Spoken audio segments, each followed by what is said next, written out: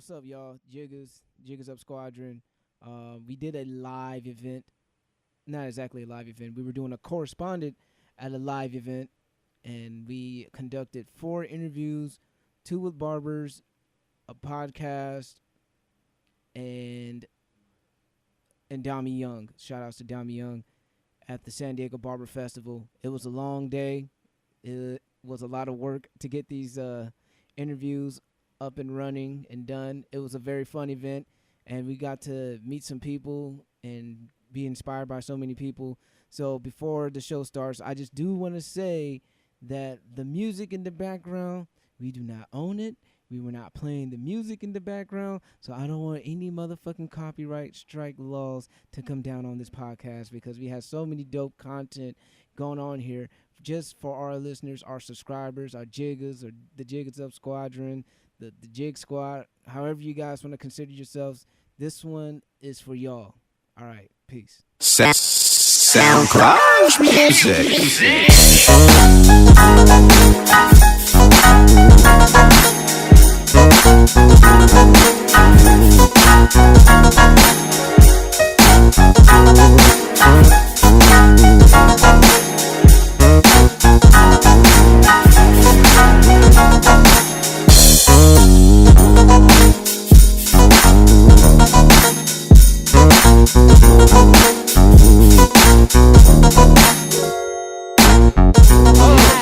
All right, we live. The Jiggers Up Podcast, episode 121. One deuce one. Live. I don't know if you guys can hear the noise in the background. We here they can hear us. being correspondents out here at the San Diego Barber Festival. Coming live from here. Right now, there is a student tag team barber competition going on. Yes, sir. It's looking like the damn Royal Rumble at the booth. Yeah. So, I mean, you know, maybe you guys will see it on the YouTube. We're going to do a little highlight video. So that's going to be on the YouTube channel coming soon. So be on the lookout for that. What's that? Kmart signed up. He's going to be a model. You going to take one for the team? He's going to add it to the resume. Yeah, I'll take one for the team. He's going to put model on his Instagram bio. He's going to be taking bookings. Somebody got to do it. One of us have to do it. Surprise ain't you, Marco. Hey, I already got my lineup. I'm good. I already got my lineup. I'm good. I wasn't, you know. I'm here podcasting, nigga. I ain't a model. Yeah. Unless they pay me. Then I model. This guy. Facts. Get the bag first. I need that bag. So, yeah. To the pros. Yeah, they better put my part on before they change the song. What, the half black and Asian part? You know they're going to cut it off. That song is too long. No, it's in the second verse. Yeah, they ain't going to make it to the second verse. It ain't going to make it to the second verse. Hell no, they're not making that shit. I'll be glad if it doesn't make it. Are we taking any bets? Right. Hey, you know what? All I got is a 5 on me. I ain't trying to bet nothing. Unless we send money to cards. Venmo. I only got plastic. Oh yeah, Venmo. I know, right? Okay, that's crazy. Fine, I'll bet you a quarter. How Venmo? Like, you can't run from a bet now. Because but if you don't send it. But that's what I'm saying. If you shake on it, with modern technology now, with Venmo, PayPal, and Cash App, niggas could take bets all day. Yeah, but some motherfuckers, they still same thing. Like, if they got the cash, if they don't give it to you, they don't give it to you. Well, yeah. But at the same time, all it takes is a small little tweet. Oh, okay, the competition's over. But all it does is take a small tweet. If you see a nigga buying Jordans and you know he owes you at least $5, it's like, oh, nigga owes me $5, but he could go ahead and buy a whole ass Jordans though. That's the worst thing ever, man. I can't stand that. But anyways, how rude of us. You know, like I said, this is the Jiggers Up Podcast, the place where nothing is safe. And I'm your host, Marco, and I'm with... It's your guy, M-Easy. It's your girl, Miss Nessa, a.k.a. Blaze Your Mommy. It's your boy, K-Mert, a.k.a. Clutch, a.k.a. Is Hot As Fuck. A.k.a. The Model. A.k.a. The Model. The Model. You can add that to collection names. Put that in your pipe and smoke it. Stupid. You fucking crackhead. No, yeah. Crackheads need love too, Craig. Oh man, see Amelia out here taking pictures and our lovely Jig Is Up podcast shirt, looking oh so lovely out there and fresh. With the shirt on. Oh, the shirt! I didn't even know the shirt looked like that on someone else's back. Repping for the squad. We got a lot of lookalike celebrities. We got Ty Dolla $ign. Okay. Well, those lookalike celebrities she spotted out. Who else is here? Oh shit! I see Ninja over there sitting down from Twitch with the blue hair. Okay. You see, we got Ninja, we got Ty Dolla $ign. Who else, man? Who else is out here? I think DJ Jazzy Jeff over there on the ones and twos. DJ Phoenix. DJ Jazzy. Shout out to Phoenix though. Okay. Oh shit, Yo Gotti. Oh, you got Yo Gotti? Yo Gotti in the house. Nigga, I see Stolly way in the back. See Stolly? Yeah. See Stolly? Yeah, with the beard. Did I get it right? Man, the stars out here. Yeah. The lookalikes, to be exact. Oh, look, this one niggas look like from Insecure and shit, I'm gonna be honest. Nigga, is that Jimmy Butler? Yo, speaking of Jimmy Butler. Good segue. Wait. Good alley-oop. Jimmy Butler. What is going on with Jimmy Butler? All he did was say it's well damn on Gabby's Instagram. Well, He said all he said. All caps with exclamation mark. Damn. I mean, if anything, that should be a compliment, D-Wade. D-Wade. And him and Jimmy are like buddies and shit. Yeah, I was say, but if it's your boy, They it's went to the different. same college and shit. Yeah, They man, both went but to Marquette? There's Yeah. a fine line, though, Yeah. man. It's like, yo. Like, you you know, looking at my wife like that? yeah. See, And it's different. I feel obviously I'm not a dude, but I feel like when you guys are having like a conversation with each other, like damn, like like okay, if you showing off your wife or your girl, you're like Yeah. okay, I see you. But by saying that like to her, like you know what I mean, Directly on on her Instagram. Yeah, I think that's a little crossing the line. Yeah, you can crossing the line. You kind of keep that shit to yourself, man. Yeah. I mean, So I like don't it's know. just like It's like- if you posted Natalie and then he went on, or no, if Natalie posted a picture and Kenlin went on and responded to that, like that's Like, well, kind of damn. Okay. that's kind of like weird. Yeah. Like you know what I mean? Like I'm like, damn, you got a fat ass. like if he said that to you or something, that's different. But to be on her shit, like, Right, on her that's thing, kinda yeah. like sketch. I feel loyalty. Did you see how? And you're gonna see that shit because I'm on your friend. So yeah, nigga, that'll it's be gonna pop that's up. right at It's the gonna bottom. be like 1,000 comments, but you're gonna see his gonna right see at the my bottom. fucking That's your comment. boy. And that's what happened to D-Wade. He saw Jimmy Butler like and comment. Right. He's like, what the fuck? That, you know what? That's so funny because of all them thousands and thousands of comments. Oh, you yeah. see Jimmy Butler's on there. And say, it was funny, goddamn. social media enthusiast Marquise Trill. I don't know if you guys know him. He's big in the social media world. He called him out on that. He was like, dude, it's like all these dudes making thirsty comments about your girl, but Jimmy Butler stands out. Yeah. And we know how the NBA gets down. NBA dudes be All the smashing reason- each other's wives and all that stuff. Yeah, the only- Some the people People haven't smashed each other. You know what I'm saying? Like I'm saying in that type of world. You know what I'm saying? Everybody did something to everybody. Shit. Yeah, exactly. I mean, who other than Jimmy Butler that D-Wade knows commented on his girl's page though? That like 'Cause stood that- out that's- like that. Like, Well, it depends on it depends on him because I'm like he might see other shit that Well, like Melo, Chris Yeah. Paul, LeBron went on there and said, "Well, damn, yeah. greatness." Hashtag greatness. I am a witness. Fire. Right. Witness. That's it. Can somebody move up to the back of the... That's the only thing I can see why D-Wade replied. He's like, you're supposed to be like one of my boys. Yeah. So Make sure you go over Like, and then it's one of those things, out of sight, out of mind. That shit was in sight, everybody's sight. Like, Yeah. Nigga, You know? everybody Insight saw on that their shit. mind. But in the age of the internet, even if that didn't have that algorithm thing where you could see a certain person's comment or like, I think Shade Room or someone would have copied it, found it. Because that's what they do. You know, they scour the internet for shit like that. And they put it out there and then it hashtag it. And it's going to get their attention one way or another. Yeah, they did fishing for shit, man. I mean, I think Instagram set up Jimmy Butler, man. That's what Instagram set up They're Jimmy like, Butler. Oh shit, nigga, it's an NBA Okay. player well, coming shit, in but another if you way. ain't got no So- business doing it, then don't So- put that shit public. So, how do you guys feel about Dwayne Wade's reaction?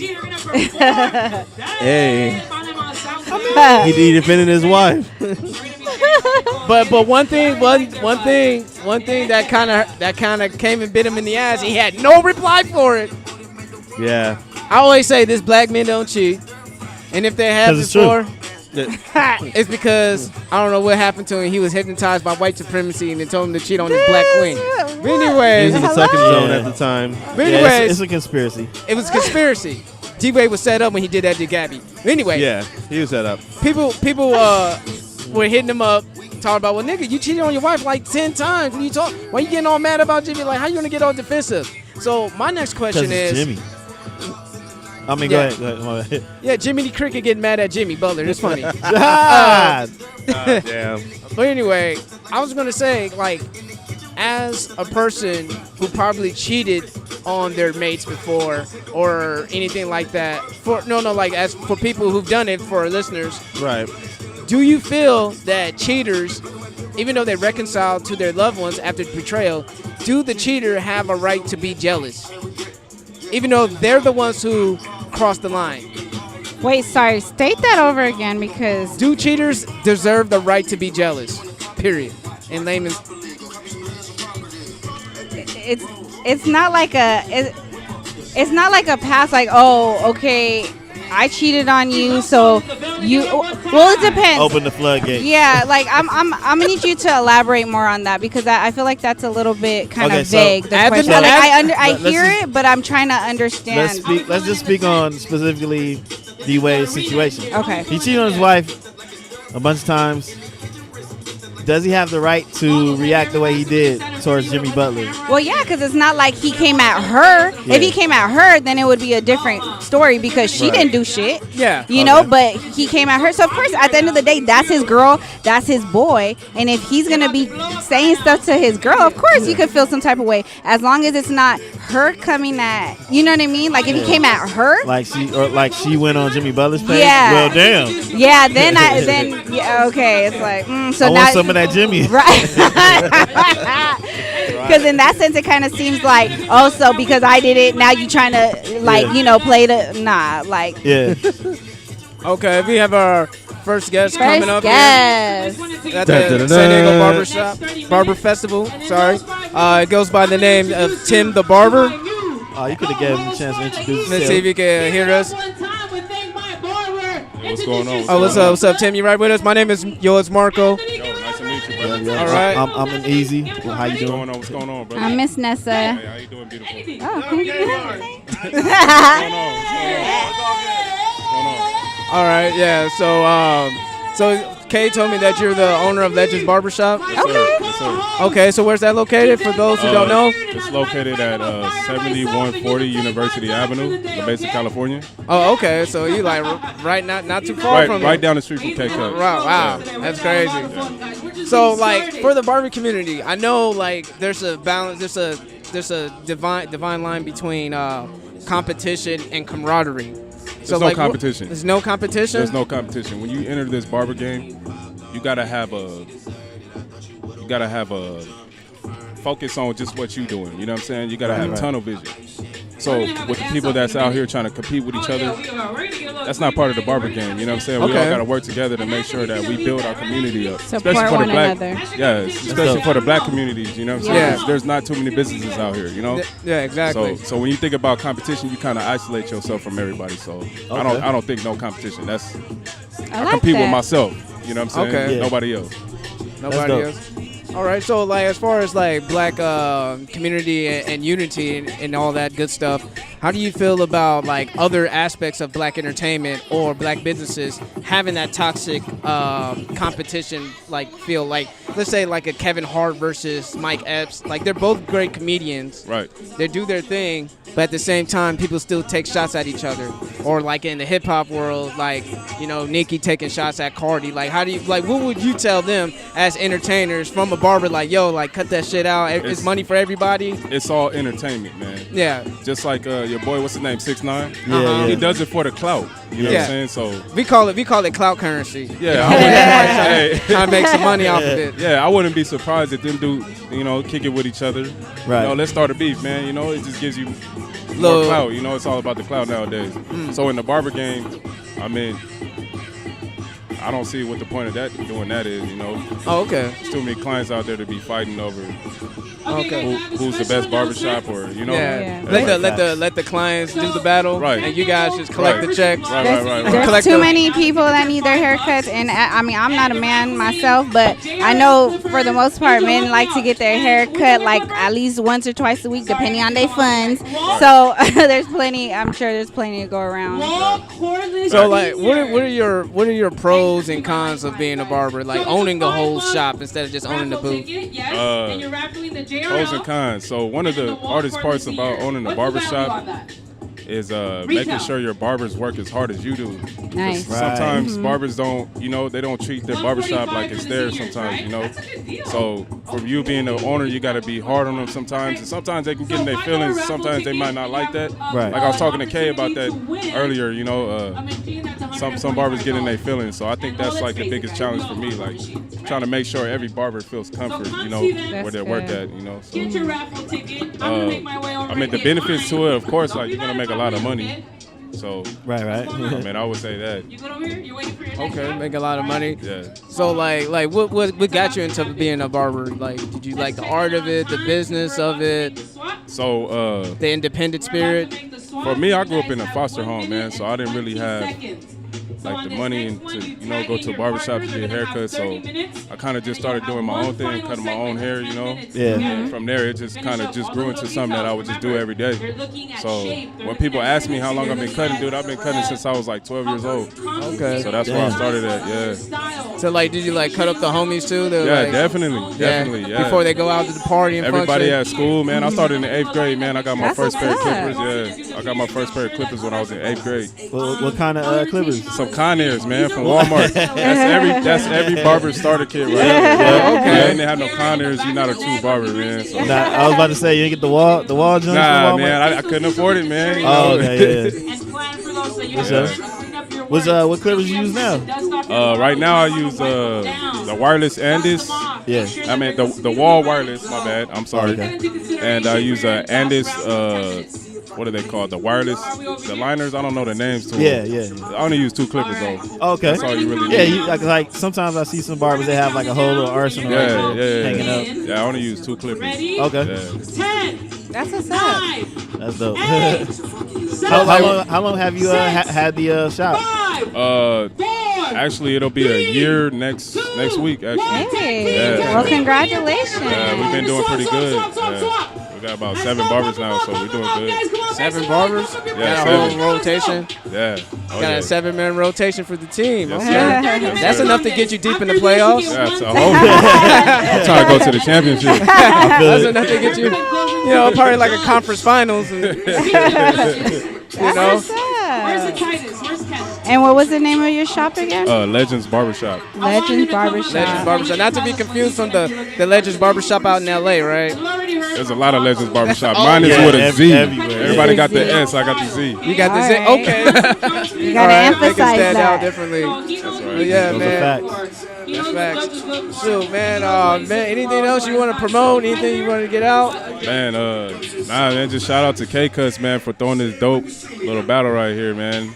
It's good to see everybody out here showing love. Mm-hmm. You know what I'm saying? And, everybody coming out there on some positive energy and doing their thing. Okay. That's what's up. And also as a foster child, how did you end up like growing up to? How did you find your way from being a foster home? Because I know it's hard to define stability. Yeah. And how did you manage to find that stability to where you are now? From being from foster homes to being a store owner. Man, the story of my life. We got time today. I mean, it was hard, man. I went through so many obstacles in my life, like going from foster home to foster home, And,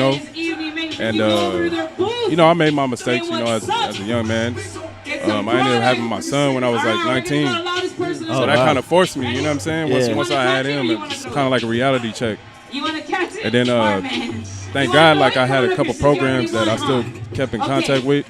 And they paid for me to go to school and for my living and then for everything, man. That kind of got me through it. Oh, wow. And then from there, I just stayed consistent with it. And then next thing you know, I'm going to one barbershop to another barbershop. The next thing you know, I got my own shop. So it didn't take too long, yeah. Didn't take long at all. Yeah. So How long would you say? Like a couple years or? it took me about 3 years, 4 Okay. years. Yeah. That's not bad at all. That's kind of starting from nothing though. You know, I didn't have no good support system or anything. The only support system I had was a little foster program. You know, they helped me out a lot. Pretty sure you had to get your credit right too if you want to own Oh that man, building. my credit's still bad, man. Got to put it in my mama name. Facts. Hey, just don't mess up your mama's credit. Oh, my mama messed my credit up. Man. Hey, no, it really be like that. Yeah. It really be like that. It really Oh be man, like it's that. tough. It's tough. I ain't gonna lie, man. I'm working hard to get my stuff. I'm trying to get it to that 800 club. Oh man, I'm trying to get to that 800 club. That's My right. pops got me, man. Oh yeah, all of Mine us. too. 80, Mine 80, too. the 80s babies got kind of messed up, man. But it's Pops all right. got me too. But yeah, man, I would say all the kids out there that really don't have nothing, you know, this barber game is a real good career, you know. You don't take it for granted, but it's something that you can do. No, like everybody needs a haircut. I don't Right. interview, parties, networking events, like Just life, dude. you Right. want to feel good. You know, when you walk out that chair, you like, Yeah, all right, feeling good. Yeah. That's the best feeling in the world for me too, man. Like people get on my chair, you know, and you're like, dude, like it's the best haircut I ever had, man. That's the best feeling in the world for me. So Yeah. So What have do you? say? I have a okay. question. What would you say is your best attribute as far as being a barber? Like, is it the haircut itself, or like? all the way around, man. Okay. Yeah. So, I mean, I don't limit myself to anything. I make sure I try to, you know, try everything out there in the barber game, you know, because everything is so much going on. Like in the barber game right now, people doing portraits, people doing all kind of things, you know. So you don't want to limit yourself to anything. Yeah. The more you limit yourself, the less money you make, you know. So Exactly. I don't want to be that barber, you know what I'm saying? Yeah. Jack of all trades. I feel it. So have you ever seen that video of this one white guy talked about his first black barber experience? The best barber experience you Yeah, ever had? Yeah. And you probably commented like, man, that's standard. That's what we do. Hey, matter of fact, I get that a lot, man. Out here. Oh, really? Yeah, man. I get a white dude to sit in my chair, start sweating. You know, turn around and be like, hey, you know how to cut white hair? You know what? We're going to find out, bro. You know? We gonna learn today. Yeah. You gonna catch these hands? It's usually the other way around. Usually the barbers be the ones sweating, but Yeah. yeah. So That's yeah, it works out for funny. me, man. That's good. Definitely. That's good. So what would you say is like the trendiest haircut that everybody's doing, or you see like around all the time? Let me turn around real quick. Okay. San Diego, what school you representing? I would say the comb over, man. The comb over. Everybody got a comb Oh. over, man. Oh, yeah. With the color on the top, you know what I'm saying? Okay. So, Yeah, we live, y'all. Here's a lot of back noise in the background. yeah, oh yeah. What was your strategy coming into it? This one's pretty live right here.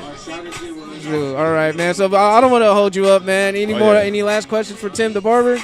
Timm Da Baba, The Baba. The Baba. B-A-B-A. Oh, Hey, Baba. Timm Okay. Da Baba. Excuse me. I'm all proper. He's like, get it right. right? Timm the Barber.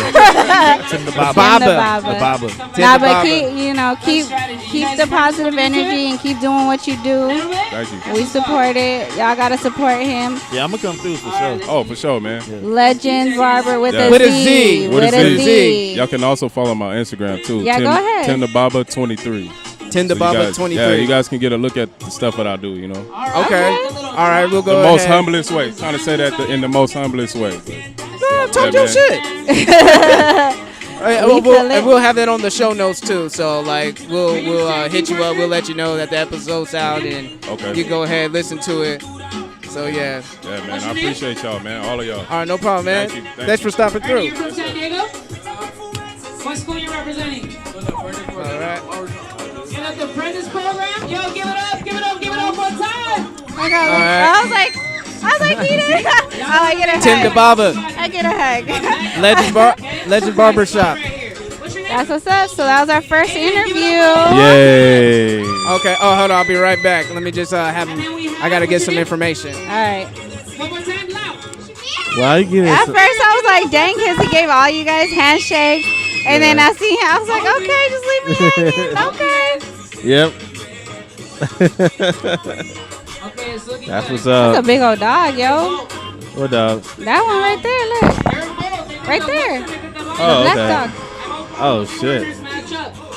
Nigga, that ain't no damn dog. That's a damn horse. That ain't no damn puppy, Gina. Yeah, ain't no damn puppy. You got the time so you can see? Yeah, puppy my ass. Pressure, huh? I thought you were on Instagram this whole time. I was gonna All right. Yeah. What's the word? Words on the streets. We're on the streets. I think we're gonna probably just chill, take a little break, and we'll be back at it After these messages. after these messages. We'll Love ride it. back. Subscribe.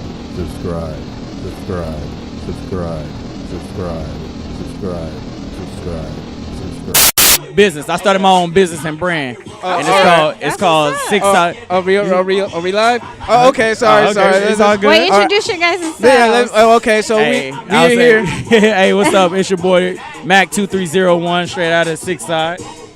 It's your boy, Real Walter Ford from Gary, Indiana. Don't go. Oh, yo, I have family in Gary. Wait, for real? Yes, Straight up? Joe Jackson beat down City, nigga. Yes. That's crazy. That's so crazy, bro. Yeah, we probably cousins. Don't even know it. We just, his family got the eyes. My family got the nose. That's probably what it is. We probably related. But it's Real Walter Ford. My bad. All the social media. But Okay. And you guys, what podcast you guys are repping? I see you guys told me you guys from a podcast. Introduce your podcast. Yeah. We are co-host of the Activated podcast. Okay. We have one more co-host too. His name is GDQ the One. Here, I'll let you explain a little bit. All right. Yeah, it's called the Activated Podcast. You can find it on YouTube, SoundCloud, and iTunes. You know, we had 21 episodes, and we pretty much talk about everything. You know, if it's a topic and we can have a voice and opinion about it, we talk about it. And it's real authentic, uncut. You know, we just keep it all the way real. You know, if you mess up on a word, we mess up on a word. We keep that shit going. You know, and then come back next week and say it right. Like it's shit. You know, if I sit there and mess up somebody's name, hey, my bad. You know, but I'm gonna get it right. You know, so yeah, man. Like I said, we just talk about everything. You know, from motivation to politics to music to sports to social topics. You know, racism. You know, police brutality. Okay, so racism and police brutality. Let's talk about it. Shit. All right. I say one thing. I'll say really. If you look at it now, we all got one thing in common. We all minorities. Right. You know what I'm saying? Especially in this city. Yeah. It's so crazy because like people don't really realize that here we are close to Mexico, and Mexicans are not even the dominant you know race. Right. Yeah. You know, By population, they are, by population, but not by clout or Yeah. power or structure. But you would think, but even then, you would think they'd be the top two, and they're not even the two. Asians outnumber them in terms of like power out here. Yeah. You know, and that just shows you that like even when we're closest to people in terms of skin color, we're still not together. We still not, you know, in control of things. Like we just talked to Tim earlier of Legends Barbecue, the owner. Not barbecue, barbershop. I'm thinking about barbecue. You hungry? That's what it is. You hungry? No, I just ate. But barbershop, barbecue. I don't know. Maybe barbecue is close. Hello? Yeah. Anyway, he was talking about just like everybody being together. You know, despite that, you know, barbers have their own shops, they're still together. They still reunite and work out. And he said he explained that, especially in the black community, that we need to do that. And yeah, I mean, like the group social economics is a big thing in San Diego because you think about it. When you have the money, you have the infrastructure and the influence to influence on politics. And I think black folks really got to start acting like Hasidic Jews when it comes to policies and politics. You know, if a person comes up to me talking about campaigning on something, I'm like, okay, so what are you gonna do for black people? I don't give a fuck. Like, what are you gonna do for us? Exactly. That's the first question right there. Yeah. I 1,000% agree. 1,000%. What you got for us, bro? Right. Like, what you want my vote? Exactly. What are you gonna do to earn my vote? And let me see if you want to keep that same energy if I get you in office. Exactly. Because as a politician, you are supposed to serve the people, your constituents who got you in that motherfucker. Exactly. And people forget so quick. And they just want to represent Tim and Sean and and Thomas and Pookie and them need to be represented too. Pookie. Yeah. And Shaquan and all them. Oh, Pookie, man! Yeah, shout out Pookie them. I just watched New Jack City on HBO too. I was like, damn, Pookie, that was his downfall. If he would have laid off that glass dick, he would have infiltrated Carter. Bro, it's so funny. We were just on one of our previous episodes. We was just talking about Pookie and them, and our co-host Q was like, "Yo, who is Pookie and them?" Right. And we were like, "Look, you don't really know who them is by name. You just know them because they be with Pookie." You know what I'm saying? Like, Pookie and some shit happened, man. And you know that was Pookie and them. Like, and you never want to be in them. Yeah. You never want to be them. I'd rather be Pookie than yeah, exactly. You rather be Pookie than them. You know, you don't want to be a follower. And, you know, them are the followers. Nigga, you be the lead crackhead, not the following crackhead. What the fuck's wrong with you? Where's your goals at, nigga? Yeah. Look at you dropping your phone, man. Hey, this cat right here, boy. Okay. This cat right here lost his phone. I helped him get him a new phone. Because he broke this one. So I helped him get a new phone. Motherfucker loses it in 2 weeks. I'm like, bruh.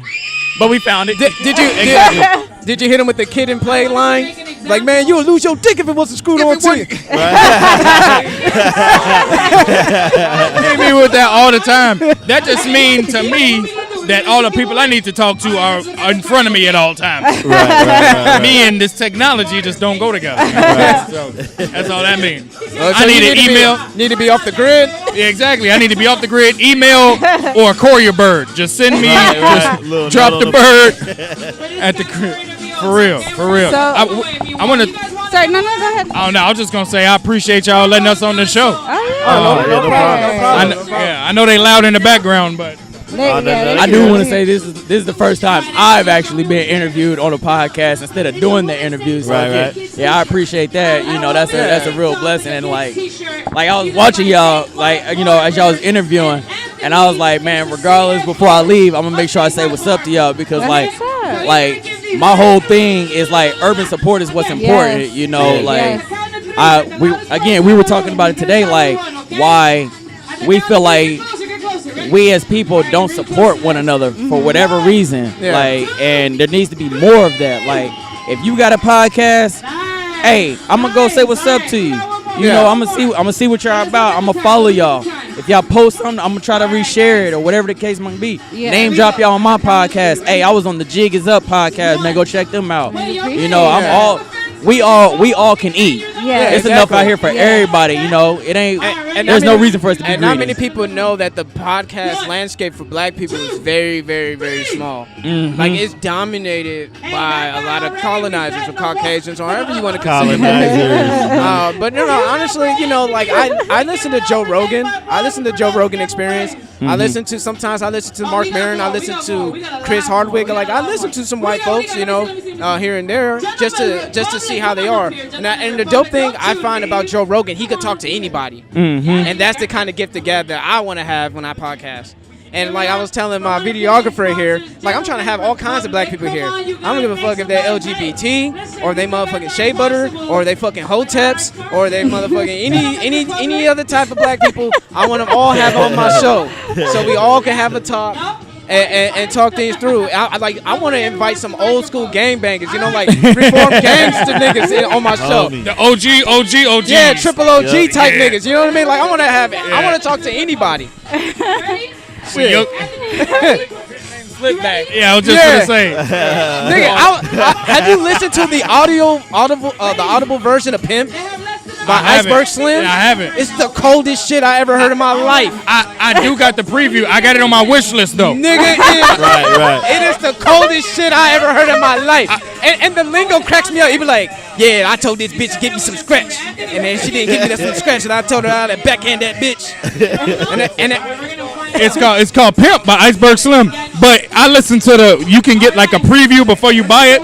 So the 1 minute preview is funnier than the whole thing. Because it's a 1 minute preview of you just saying, him just saying, I seen that bitch on that corner.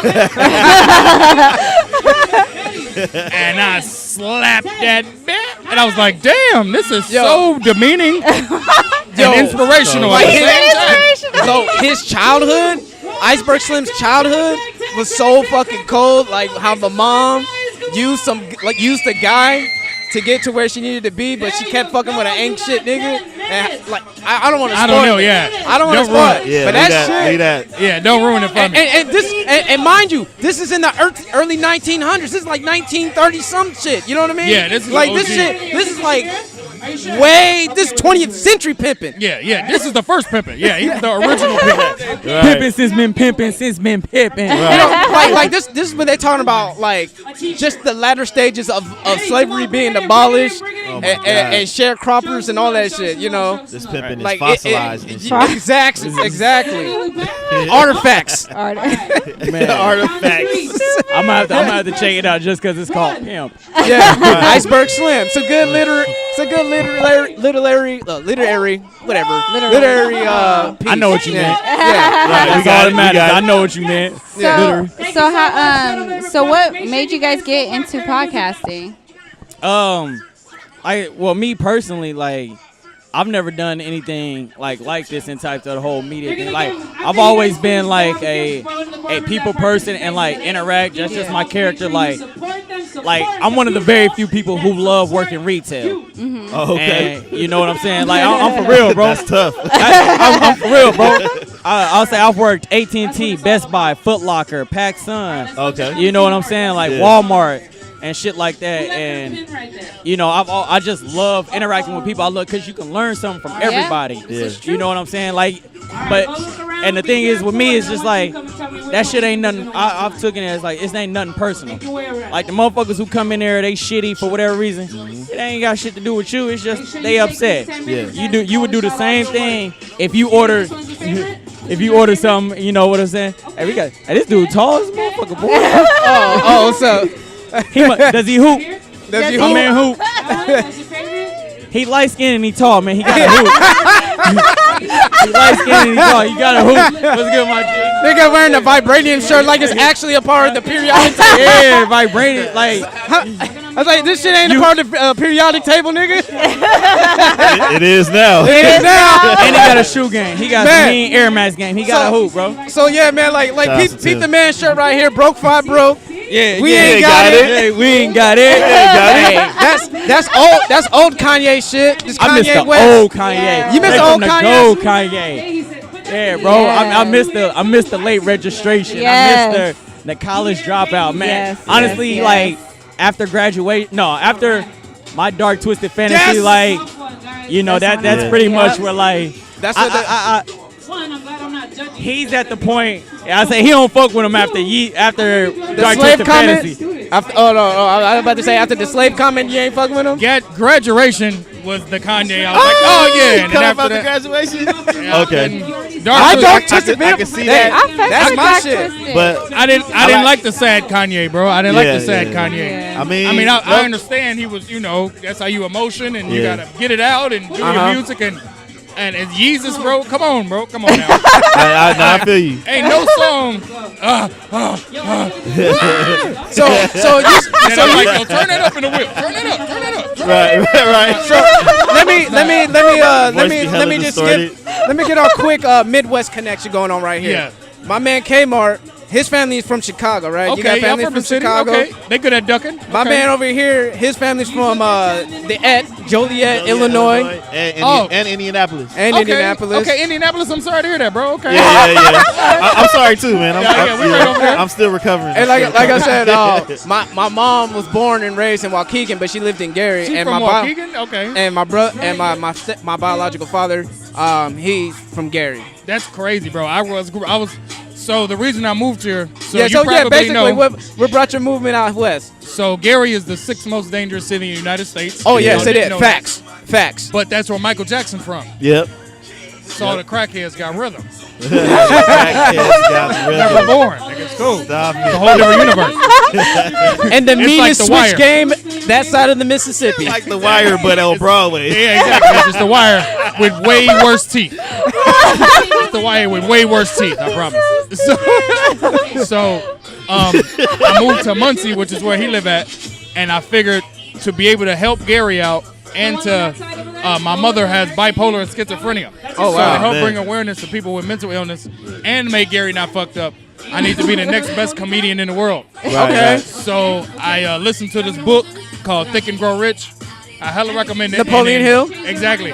So it came out in 1937, and then most millionaires read that. So I listened to it. I was like, what the fuck am I doing?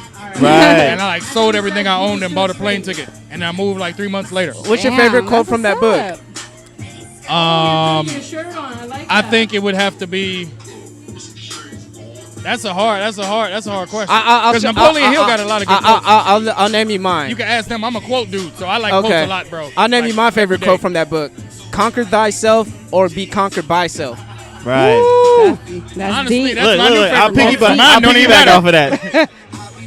Lupe Fiasco said, "My greatest enemy is my inner me." Yeah. Okay, I like that. Too.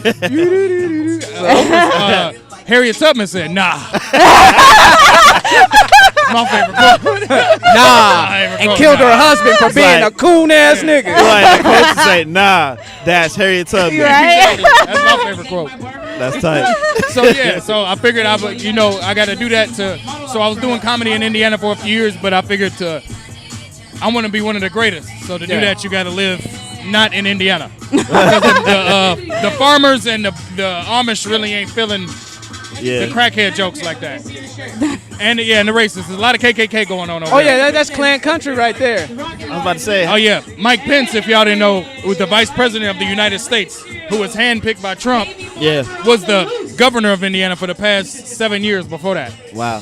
So it ain't shit going down there. me. Actually, on September 1st, they got a thing going out. They finna have a KKK rally out there. Oh, out there in Indiana? In Indiana, when we going out there. Ain't that crazy? Oh So I'm finna go. What? Yep. Hello? Ain't that crazy? Right now, 2018. It's a number you can call. It's on the internet. You can just call the number and it says, "Welcome to You watch calling the Ku Klux Klan. Send us your ID and it will call you back." Did you watch Black Klansman? I didn't yet, bro. It's a good movie. I'm going to go see it. It's a bro. really good movie. I'm going to go see it when I go home. Actually. Okay. Actually, when I go home. You buying the next ticket, weekend. right? You ain't gonna do Spike I Lee ain't like that, bootlegging. right? No, I ain't bootlegging. Not You gonna the do the Spike right Lee thing, joint. right? Do the right thing. You gonna If it makes you feel any better, I have yet to see Black Panther, and I'm gonna at least go buy the DVD. I'm not gonna bootleg it. I'm not gonna stream it on my laptop. Like, you know what I'm saying? Like, I didn't feel like being with all those people. Like, that motherfucker been so. That's your people. No, I'm talking about like those people. What do you mean? all those people. I mean like I'll play with that you. mother was sold out for how long? Yeah. And I was like, it wasn't just black people in there. yeah. And I was just like, man, I want to go. I want to chill and relax and like really pay attention to it. Like, you know, I bet you it was a fine honey would have told you like, let's go see Black Panther. You would have made any way to make it happen. You just. He would have seen Black Cougar, Black Panther, Black Bobcat, Black Cheetah. No, what I'm gonna do is I'm gonna buy it, and me and my girl gonna sit home. Oh, you and your girl, okay? Because I want to say it would have been any of your favorite Instagram models that you double tap on. She was like, "Hey, man, let's go see Black Panther." You be like, "What? When?" If Bernie said, "Come through," Oh, Bernie's Burgos, huh? here we go. Here we go. Here we go. So that's your favorite IG model, No, Bernice? That's not my favorite IG. Or that's just his? That's just what he said right out the gate. Like, Okay. yeah. We're not gonna get you in trouble if you say who's your favorite IG model, right? You ain't Nah, I'm gonna make sure. Because you know, my girl knows who my favorite, like. Okay, because we all know black men don't cheat, right? We all can agree to that. It's But proven. I'm mad that he already got the James jersey though. Hey, I'm just saying, I tell the truth even when I lie. You know what I'm saying? So, Oh my Facts. God. you Black know men don't that- cheat. I was saying, you saying, but if you don't think about it, it makes sense. That's all I'm saying. That's all I'm saying. You know, don't think too much about it. Every episode, that line is on. These What? boys say that line What? every episode. I tell the truth that even when that black men don't cheat. That's I mean it was to him. It wasn't to y'all. It was to him. It's facts. What? Hey, Clinically tested. and I 4 minutes, competitor. it's the truth. Shit. I can't say nothing else about it. You know, I will say this though. Like, what he said? What's that line? I never cheated when I was with you, for the record. Once we ain't together, then I'm not liable to speak on those actions. Well, I because plead the y'all ain't fifth. together. So technically, you ain't cheating if y'all ain't together. But the thing is, though, I think a lot of people need to like really define what a relationship is, though. A lot of people don't know. You know what I'm saying? Well, what Like, do you define a relationship? I feel like if you gonna put, you know, time, energy, money, your feelings, your mind, and all that kind of stuff. Can you stress the money part again? the money. I mean, messing around. and I mean, money isn't everything. Money isn't everything, but money definitely creates financial happiness. You know, and to be financially happy, that alleviates a lot of other pressure to do, because nobody wants to be in a relationship and not be able to do shit. Right. You know, nobody wants to be, you know, dating someone and they can't go out to dinner, or they can't take a vacation, or even when you get married, you know, and not be able to take a honeymoon or like. And when it becomes solely money dependent, is when everything else starts to deteriorate. You know, because then It just becomes a business. huh? It just becomes a business. Yeah, And it it's becomes a business decision, and that's not what a relationship is about. You know, so Oh, you said, wait, say that last part again. that's not what a relationship is about. Thank you, sir. Thank you, It's sir. it's 50-50. We had a whole conversation about this before. A whole ass conversation. We got How do you feel 120 about, whole ass conversations. How you feel about relationships? Having two, like a guy having two girlfriends in a relationship, or a couple having a girlfriend in a relationship. I mean, So basically, I'll say- monogamous versus polygamous, Yeah. or polyamorous. personally, like me being Christian oriented, I'm not for it. I'm not for it. But if that's what makes you happy, by all means. Yeah. I can't judge you if you feel like having two significant others is what you want. If that's what you define as being happy, hey, you got it. Yeah. You got So if your girl was like, "Babe, I'm trying to let's add to this." you know what, my girl has asked me. She has asked me, and I kept it a buck with her. I was like, personally, I'm not. And she was like, what if we brought another girl into the situation? And it's a trick question because she wants to see what I'll say. It's a setup. It's a setup. Like, and I'm not. And like, you looking at the author, the publisher, the illustrator, like the bestseller of like, nigga, I know the game. You know what I'm saying? So I'm like, He wrote the I'm book, like, and he thanked himself at the end. yeah. Make sure y'all go check that out. You know what I'm saying? And he put himself on the acknowledgments before. Yeah. I want to give a special thanks to myself and the sponsor myself. Yeah, like I told her, I was like, I'm content with just being with you. I'm content with that. If you feel like bringing somebody else in can improve the relationship, I will try it just for the sake of like, we're a team and we talk things out and we compromise. Yeah. So like if you want to try that and you feel like it can, I'm all for it. but I'm not going to be the one to suggest it. I'm not going to be like, hey, baby. He ain't gonna fall for the okie doke. You know what I'm saying? So if we out in the club or whatever, and you be like, hey, baby, I found this girl. She want to come home, whatever. I'm going to trust you. Right. But you ain't about to see me. Hey, girl, baby, I seen this girl with that ass. Like, she trying to come through. I seen Bernie's. You know what I'm saying? I seen Bernie's Bogo. But I did tell her. I was like, but we ain't bringing no nigga home. It's a female or a no-go. It's a female or a no-go. You know, she was like, why? Like, I was like, why not? Why? I was like, ain't no dude gonna 100% agree to like, yeah, we can bring another nigga home. Unless like, wrong with that. Yeah. And again, if that's what you prefer. Yeah. Oh, let me correct myself. Not you wrong. Got it. Something. Yeah. Something else with him. If you got the sugar in the swing tank, that way. you got it. Yeah. Whatever floats your boat, you know. But yeah, man. With our podcast, like just how we was talking about this is what we talk about on the podcast. Yeah. You know what I'm saying? Like, it ain't nothing new under the sun that we don't talk about. Yeah, exactly. Know? So, like I said, it's a beautiful thing to see.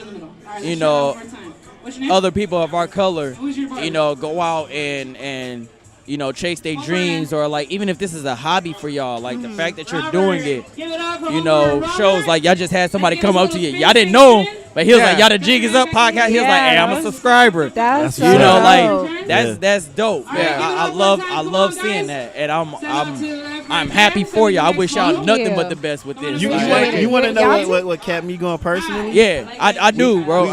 We track on like where people listen to us, and we got people in like Australia, Japan, Europe listening to us. As soon as I found out, I was like, oh man, we got to keep going. Yeah, like that just pushed me. I mean, it's not like a bunch of listeners, but it's something though. But it's something. Like someone is taking time out of their day to listen to us. And, you know, with them, and I guess in the trade-off, we're probably making their day at work go by faster, or we're helping them get through some shit, whatever that, I don't know. Or they're stuck in traffic or anything like that. Or something we talk about is relatable. Or we at the gym, or they're at the gym or something.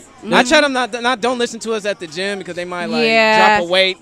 Yeah, no, actually that happened to me. Laughing and shit. That happened to me before. Like I remember I used to listen to I would play back our episodes while I was at the gym, and I was bench pressing, and I didn't have a spotter because I wasn't like going live. Oh, you free weighting. I mean, I was going live. You free weighting. Yeah. Push it. But I remember I was going, and something, you know how, well, I don't know if you guys listen back to what you guys record, but when I do, sometimes I catch something that I don't recall happening during the recording, but I'm like, did we just say that? And I'm like laughing, and I dropped the shit on my fucking top lip. I was like, oh shit. So ever since after that, I said I'll listen to it, but I'll only listen to it during cardio.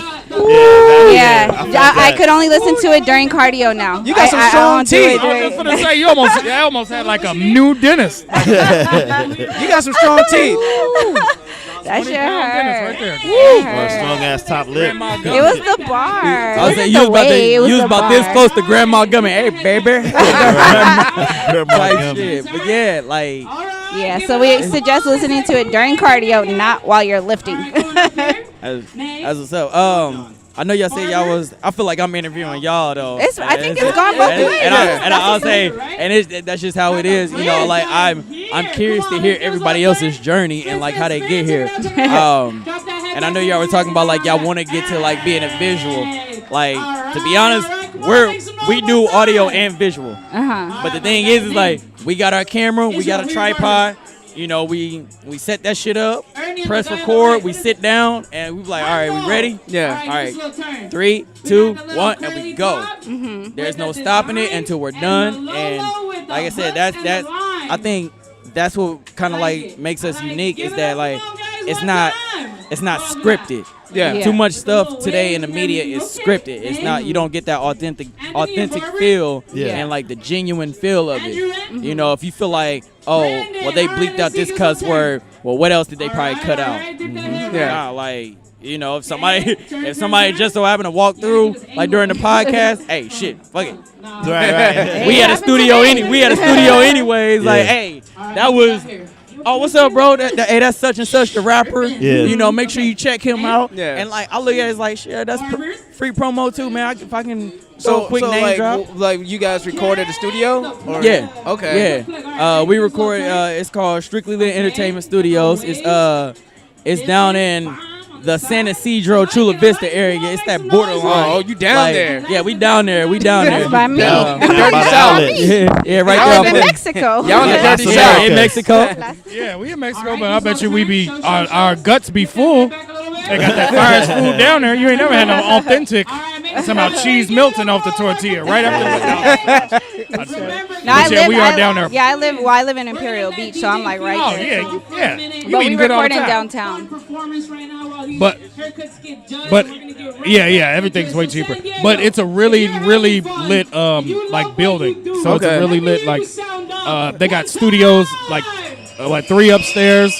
They let us do our podcast there. They also do other events there too. So Okay. That's what's up. Wait, a couple cannabis events. I gotta check it out. Is Just in it case. right there Yeah. off of Picador and Smythe or not? No, that it's exit? close. It's off of Bayer. Oh, It's off of Bayer. Okay. Okay, you know where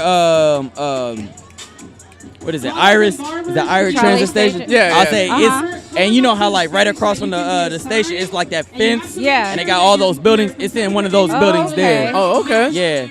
The address is 3025 Bayer Boulevard. You know, and like I said, we're getting to wrap up doing episodes every week because Q, our co-host, he's going to go back for his master's in environmental engineering. That's what's up. You know, so we're gonna give him that space and like, okay, you gotta go back to school. We gotta give you that time. So we're gonna go back to every 2 weeks. But like, you know, our Just doors keep grinding it out. Yeah, our door is open to whoever. You know, if you feel like you want to come on there and you got a voice and you got something you want to say, come through. It ain't gotta be strictly in music or comedy. You can be a gay hippie. Who smoke weed and talk about biology. Right. And if you want to come on there, man, let's chop it up. There's an audience for it. Yeah, there's an audience for it. Like, now I feel like since I've been on somebody else's podcast, man, we got to get the Jig Is Up and the Activated Let's podcast go. collab. There Like, we go. just I'm set down. up. I'm with like, it. I'm down. Yeah. I would say we geared to Well, they're gonna go on tour. When I mean by tour, I mean they're going out of town. Yeah. That's what I call it when they go on tour. He's about to go to the Bay Area, and then later on he's gonna go to Cuba. Where are you going, A Asa? little bit. Where am I? Oh, Jamaica. She going to Jamaica. Jamaica. yeah, man. Where are you going? I'm here. Okay, Marston. Shit, I'm here. I'm here. Yeah, I'm here. and Hey. I'm still here. So. But that's dope though, cause like we're ready to go back home to the crib, and like we're both gonna eventually be on a guy that we pretty much inspired to start his own podcast, and like that's another thing that like That's what's up. I'm starting to like really like be grateful for is the inspiration that we're doing, and just like you guys, like you're doing something that makes you happy, like Yeah. you don't never. I guarantee y'all ain't never woke up. It's like, man, fuck, man, I do not feel like doing this podcast. Like, I've it's never in my I'm life. pretty sure some people I've probably feel never like that said a little that. bit once in a while. So I want to tell y'all I appreciate y'all letting me on the show. I got to go, I think, talk on the microphone over there. Oh, okay. That's what's up. he about to crack some jokes. Okay. Hopefully, hey, you got to crack He said some jokes, man. hopefully. Yeah, you got to crack He some go down jokes. your boy yeah. like that. Yeah. I was like, shit, I'm gonna be over there in a second, bro. I was All like, right. yeah. Yeah, we don't want to But hold you we guys up for appreciate anything. It's all good. It's all right. good. Yeah, nice meeting you, man. I do want to ask y'all, like, what's y'all upcoming, like, what are you looking to get out of this? Like, or are you looking to get anything out of it? I mean, for me, it's just like, hopefully I could just like get people to think things through objectively through, like how people say, give people the medicine through the candy. Mm-hmm. And that's the thing I want to do. I just want to like give people like my insight and how I see things.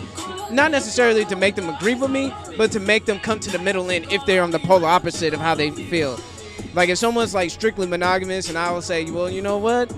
How about, have you tried out polyamory? That poly life. Have you tried the poly life for a little bit? And if they're like, you know, and then I just want you to like realize like, like maybe, you know, I'm not gonna go there, but I can see why they do Hold on, it. wait, Marco.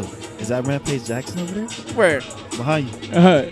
Nah, look alike. I was saying, bro, I thought I was about to say Rampage. I was about to let him know. I was about to say, hey, that's my nigga.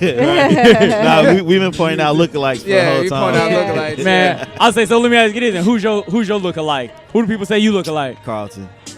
Off top, Carlton from Fresh I Prince. mean, I can see it. You know, if Yeah. Carlton was in the gym, you know, Right. 5 days a week. I'll say I've gotten, I was gonna say, I got Eric Snow, the basketball player. I've gotten Eric Snow. Time out. What? Yo, that caught me off guard. I've gotten Eric Snow. I've gotten Chameleonaire. Chameleonaire. The military, man. Who else have I gotten? You didn't get Carlos Miller because of the beard? Nah, I've gotten. Do you kind of pay attention to UFC? Yeah. You know, Demetrius, Mighty Mouse? I was gonna say I've got Mighty Mouse. Yeah, you do kind of look like Mighty Mouse. Hey, I've gotten quite a few lookalikes, man. I don't look like none of them. They look like me. Right. I'm a one of one. I wouldn't say that to Mighty Mouse though. Mighty Mouse is like, well, what? Hey, remember what shit? Put your ass in How about armbar. this then? If we look alike, that means we siblings. So break me off some bread, man. Right. I'm part of the Rinse Too Damn High committee. You know? Yeah, But that's San shit. Diego for you.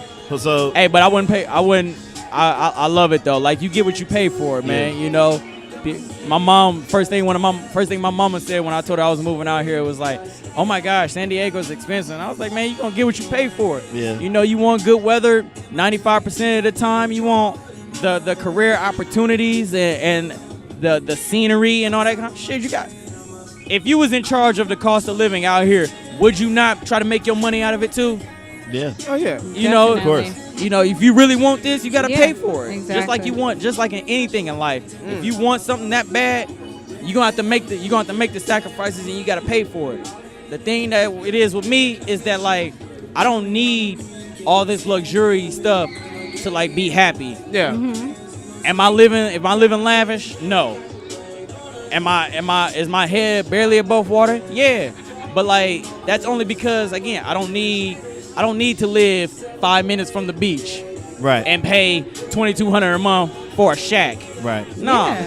I live down in San Diego, New Mexico, pay $650 a month, all utilities paid, and if I got to catch the motherfucking trolley up to the to the beach. It's $5. Right. Right. Yeah. You know how much money I'm saving? I don't need all that. And I think too many people try to live above their means.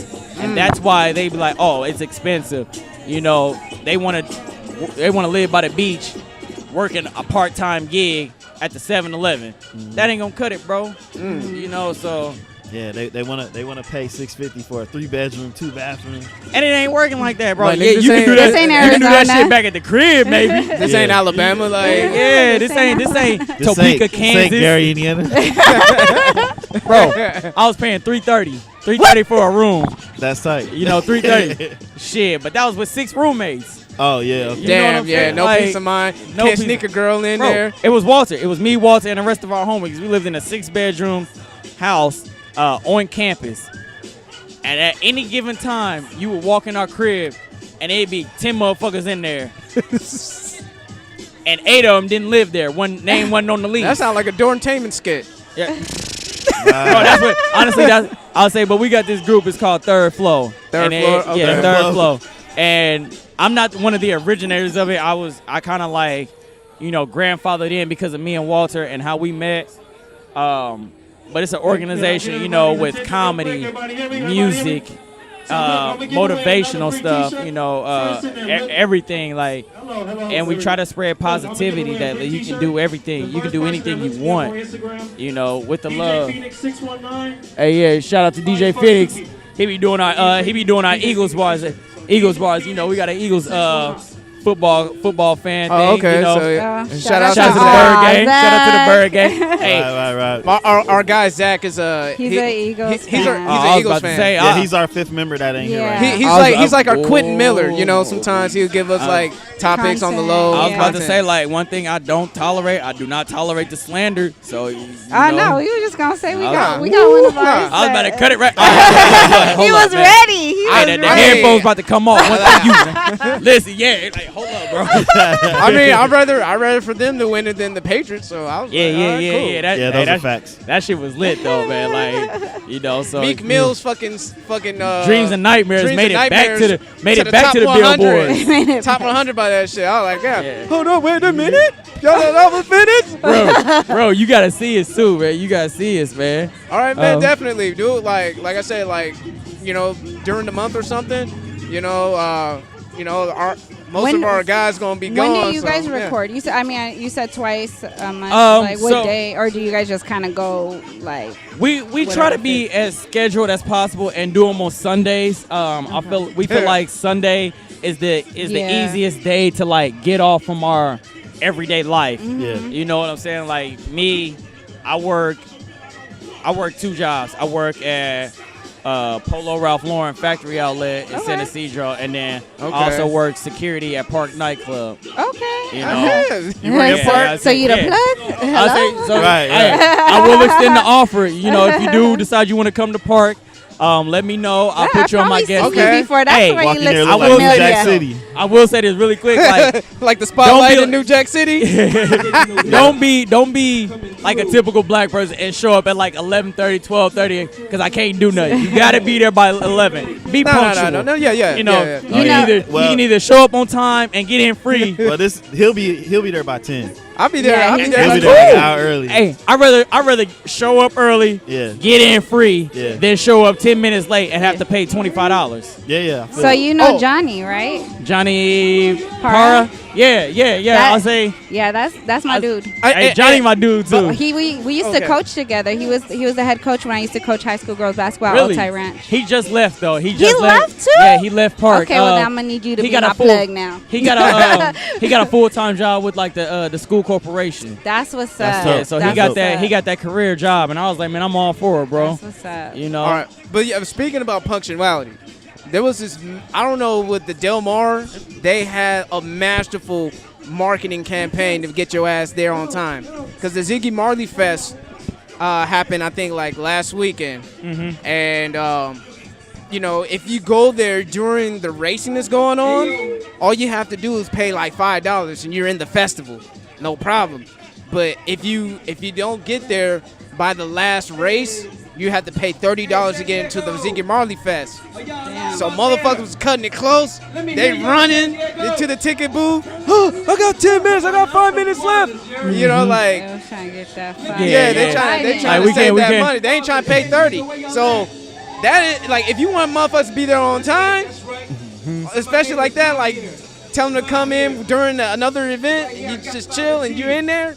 That is perfect marketing. So I had to give it up to the folks out there at the Del Mar Fairgrounds. Hey, that's a learning. I would say I've learned, like, watching everybody else, man. That's why I be so open to like networking with people, because you can learn stuff. Like, absolutely. You know, learning, like, you know, nitpicking, you know, stuff that can help you grow. Okay.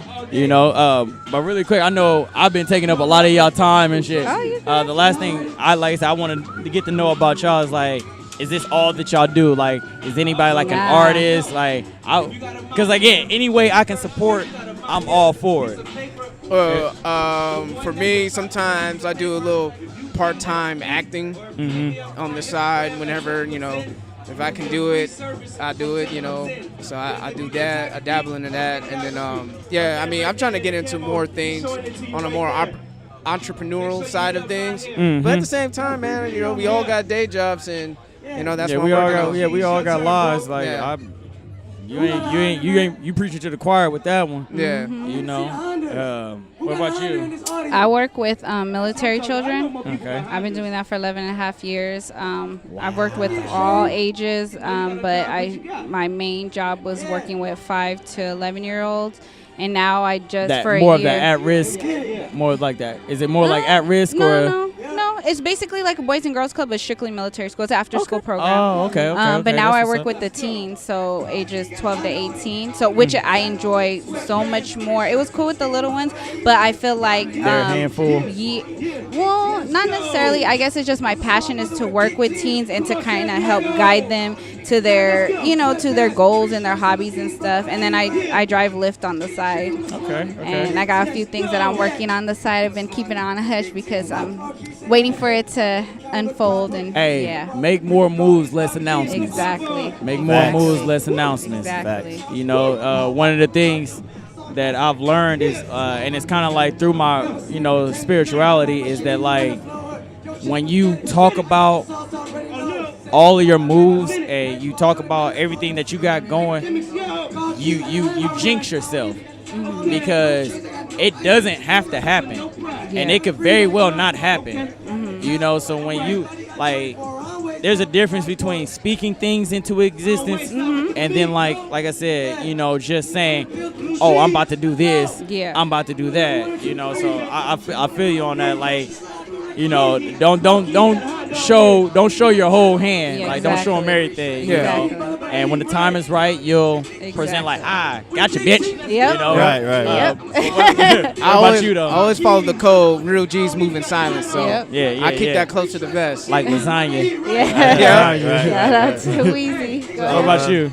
Well, I was formerly a Jamaican with 7-8 jobs in LA, but I'm trying to get back into art. I used to do a lot of drawing, so I'm trying to get back into that and then kind of transfer it to media art. Right. Yeah. Hey, well, I'm gonna say this, guy. I'm again, like I said, I'm part of the Rents Too Damn High committee. Right. But if you got some art that you want to just hey, my brother, here you go, so I can hang it up and during on our podcast or whatever. That'd be dope. I'm all for it. I'm all for it. Y'all got stickers. Man, throw me a shirt. I'll hang that motherfucker up. On the podcast. Hey, man.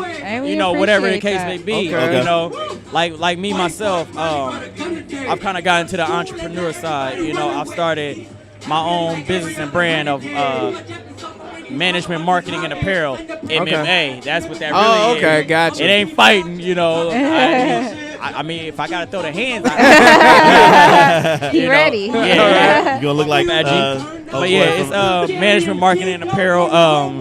The Broke 5 Broke shirt is one of my homies that I grew up with. He lives in Texas. He started his own apparel company. It's called Rare Form Urban Wear. He got a lot of dope urban designs. That's really catered to black people. And empowering black people. But at the same time, it's not something that John Smith can't wear. What I'm saying? Yeah. The hat that I'm wearing now is something that I designed. And the concept is 100 likes. It's 100 G's over 100 likes. And I think that ties into social media. Everybody's so focused about likes and getting the most likes, getting the most comments. I'm not focused on that, man. Let me get that bag. I'm gonna get that bag. That bag is gonna help me out way more than 100 likes. And too many people be focused on trying to impress others. Impressing other strangers. Yeah. They're strangers. You know what I'm saying? But like I said, I started my best advice to you, bro, with the whole entrepreneur stuff is if you can do it, bro. Do it. I'm not the most knowledgeable thing to this. Everything that I've gotten to at this point, I've learned on my own. I haven't had nobody give me the structure and the guidance to do it. I'm learning. And, if I fuck up, I fuck up. But it's what you do after that. I've learned what not to do. I've learned, what I should do. Yeah.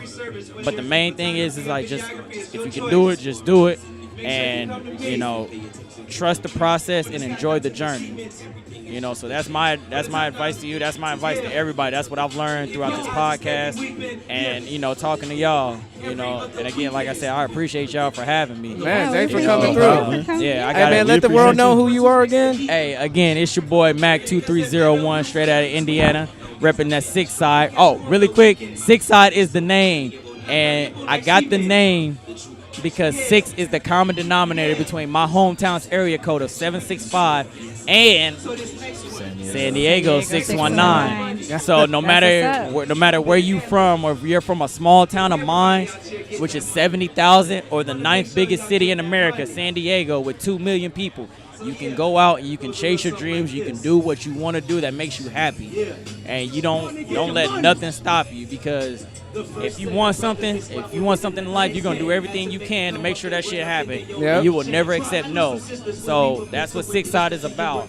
That, and everybody eats, so we can all be successful, without having to step on each other's toes. So, again, like I said, it's Mac2301. I'm on Instagram. I'm on Twitter. Six Side MMA, Instagram, Twitter. We got the clothes. And last but not least, the Activated Podcast. Yeah. Check us out. And like I said, if y'all want to come through, I'm gonna pull up We one definitely- day. yeah, we hey, pull up. I'm gonna pull Hey, up to your podcast and to Park. pull up. Hey, pull up the part. Hey, And I'm trying to try this food down there. hey, man, Melting cheese. Yeah, get you these $1.50 tacos. Like, Yeah, man. Stick street tacos, man. And like I said, I work at Polo too, so if y'all need to, You can plug everywhere. Okay. Hey, you know what? That's funny, because like that's what they really used to call me. Like, 'cause again, I worked at Foot Locker, I worked at Best Buy, I worked at bars back home at the crib, and it's like no matter what, like I knew something, or I knew somebody, or I was working somewhere that like helps you out, you know. So that's yeah, what's up. if any of those places y'all want to pull up, like I said, just let me know. I got y'all. It's all love, it's all love and support, man. Shout out to the plug. All right. Shout out, man. Thank you for coming through, Hey, man. no problem, man. Hey, the jig is up. It's jiggy as fuck, bro. The jig is up. It's jiggy as fuck. I like that. Hey, That's you know what what I'm I'm to saying? it. So, We're again, gonna have to coin that. hey, Hold on, just let me make remember sure, that. just make sure in the writer's credits, y'all be like, Right? hey, Mac 2301. You know what I'm saying? But nah. Hey, or you can leave that on the review. Yeah, On a review on iTunes Yeah. or Facebook if you want to leave it on the review. Oh yeah. So what I'm about to do right now, as soon as I get to my charger, I'm about to go to YouTube, type in the jig is up, get that subscription. And y'all got a playlist? Y'all got a playlist up already? I mean, we're on YouTube. We got a whole bunch of episodes up. We're on SoundCloud, Stitcher, Google Play. Everything. Fucking anything, everything we can get our hands into. iHeartRadio. We're in there. We're on iHeart. We on Spotify. Like, we ain't playing. We trying to get anywhere. Anywhere they can find us. Hey, where y'all do y'all shit at? Man, we do that. We do it in downtown at the homie's crib. The safe We house. also- We call it the That's safe how house. hey, low key, that's how we started. We started at Q's crib. Started at his living room, and then like networking. We networked into doing a studio, or people, a producer. Shout out JY Productions. He's the producer and engineer of the studio. I knew him, and he was like, "Hey, we about to open the studio. We'd like for y'all to come do the podcast there, type shit." So Yeah. like, Ours was the opposite. We started at the studio and then Yeah. we. I was about to say the transitioned. studio. I'll say y'all did the opposite. Hey, Yeah, we- we were at David's Heart Foundation Studio. We're Sound Collage. Sound Collage. Yeah, Sound shout out Collage to Studios. them. Our Shout engineer out was to them. Shoddy. Hey, but the Shy fact G. that y'all being consistent Yeah. is the most important thing, and I Yeah. commend y'all for that. For not letting none of that shit fall to the wayside. But Yeah. again, like I said, I'm gonna definitely pull up on y'all one day. Yeah. And like I said, let's try to find a way to do a collab, man. I want to Yeah. see all of us succeed. So I need the jig is up activated collab. We'll figure some shit out, man. But hey, I appreciate y'all, man. Much love to y'all, man. And like I said, bless up, bro. Bless up. All Thank right, you. sir. Thanks for coming through. Thank you. It's all love.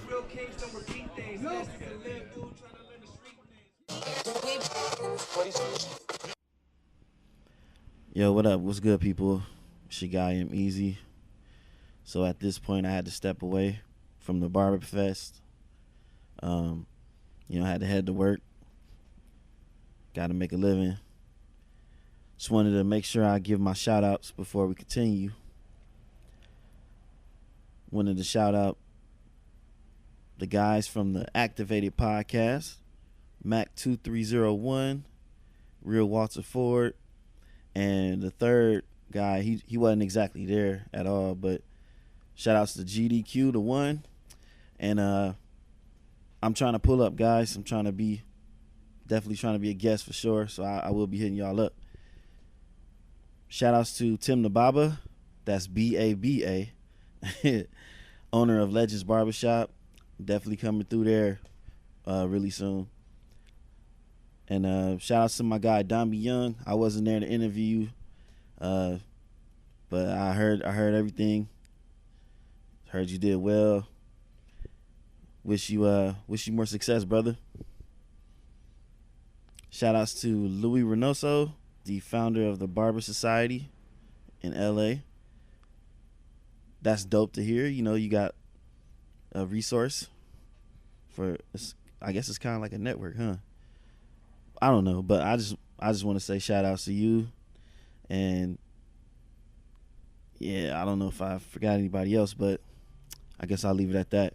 All right, y'all. Enjoy the rest of the interviews. Peace. Yeah, man. All right, so here we are. In the sun. Nah, I'm good. I've been in the sun all day, so I'm good. We're back from our long break. All right, we have another guest in the building. Well, outside here in the canopy. In the sweltering San Diego heat. Yes, it gets hot out here, too. Could you let the world know who you are, miss? Yeah. My name is Loui Reynoso, and I'm the founder of Barber Society. We're a resource-based organization out of Los Angeles. Okay. Oh, if you don't mind, you could just bring the mic as close to you as possible. All right, you let me know. Oh, there. Yeah, that's better. Yeah, I can hear you a little bit better. Okay. I'm trying not to, I always get told, my voice carries, so I'm trying to, come at you guys. Nah, you good. No, you good. You're good. So, Barber Society. Yeah. What was Barber Society about? You know, when I got into the industry, the barber industry, I had a lot of questions. No one in my family had ever done this. I didn't know anybody that had really done this other than my barber. So I had a lot of questions about the craft, the business, just everything, being an entrepreneur. Before barbering, I always say that I was a professional quitter. I did every freaking job that you could think of. Worked LA Zoo for a day, Starbucks 2 weeks, whatever. And so, I felt like I had so many questions, and I really wanted to do this. And the more I looked for answers, the more dead ends I would hit. There was no community, there was nowhere to go and plug up to people that were doing what I wanted to do. Right. And so that's where the idea came for this. So it was just out of necessity, basically. And we're here. We launched in 2012. And we started with just doing local networking events, and now we produce events all over the states. I get to travel internationally and teach, and it's just kind of turned into this whole other thing, other than just cutting hair.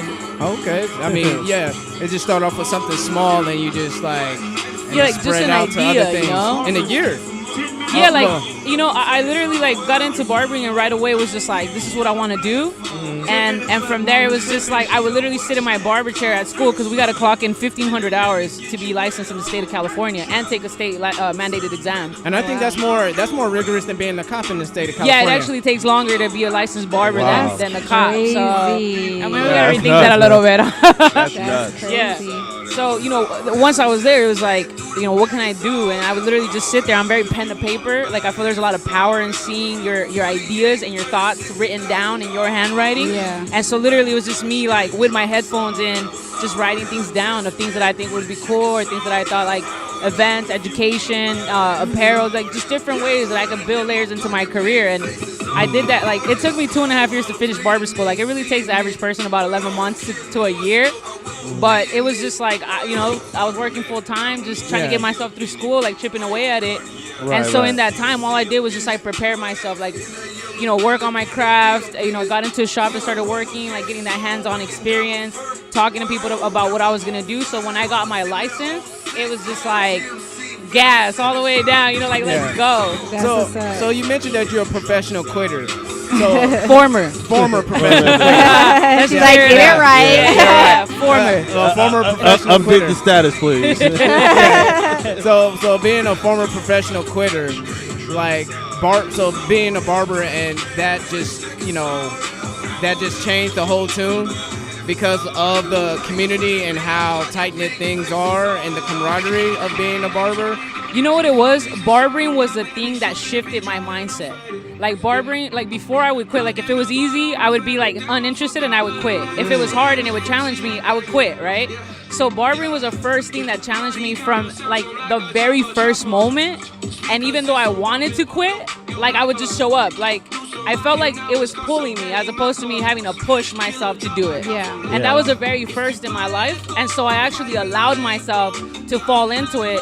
And the more I fell into it, the more I thought, like, the more I saw, hey, if you just keep going and build that discipline of being able to, like, I feel the game is not about speed or skill or agility. It's about endurance. Right. Yes. So it's like, how much can you take? Yes. And so that's what barbering did for me. And that's why I'm so diehard about it, because I'm not the only one in my industry. There's a lot of people in my industry that barbering really, like, saved our life. It really gave us a sense of purpose, and it gave us that vehicle to channel all that energy that we all have, like, whether it's creative. Because I think even in business is, you know, it is creative. You have to be strategic. You have to come up with different things to, like, grow your business.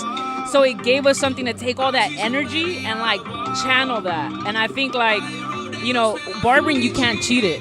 You can't wake up one day and just know how to do it. Like, you really got to put in the time, you know? It doesn't matter how easily it comes to you. Yeah. You cannot cheat the process. And so for me, the discipline of learning this craft, it just translated to everything in my life. Like, I'm talking about, because of barbering, I started, like, my physical transformation. Like, when I started, I was like 360 as a, you know, my weight. Now I'm down, you know, almost 80 pounds just from that. Wow. Like, everything was the mindset. Like, it shifted. Like, once I wanted to get better at my craft, and I wanted to be, like, able to perform my craft more. So I meant that physically I had to have the endurance, right? Yeah. And then from there, it was like, once you have the physical endurance and the stamina, it's like you have the energy to do more. So then the more you do, the more hyped up you are, because you're like, man, there's so many opportunities. You know what I think mean? entrepreneurship and fitness go hand in hand.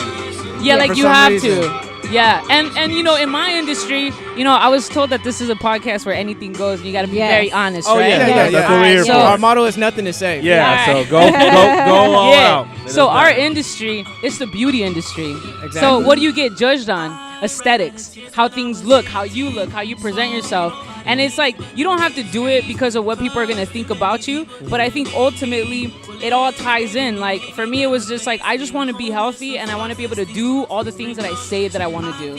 Yeah. You know, and I use this vehicle to be able to do that. Because where I was at before, I'm sure I would have been able to still do things, but not to the extent that I do it now, you know? And so that's really what it was about. It was just more about, man, I want to be able to travel. I want to be able to, I kept saying, like, I'm doing these things for legacy. And then it was just like, if you continue down the path that you're going, you're not really going to be around as long as, you know, you think that you are. Yeah. So it was just shifting that gear. And like I said, using my career as like that anchor to say, how can I improve, not just in this? Like, once I started seeing improvement in, like, my career, then it was like, how can I improve in my life? How can I improve in my finances? How can I improve? Like, it was just like a ripple effect in my life. Man. Wow.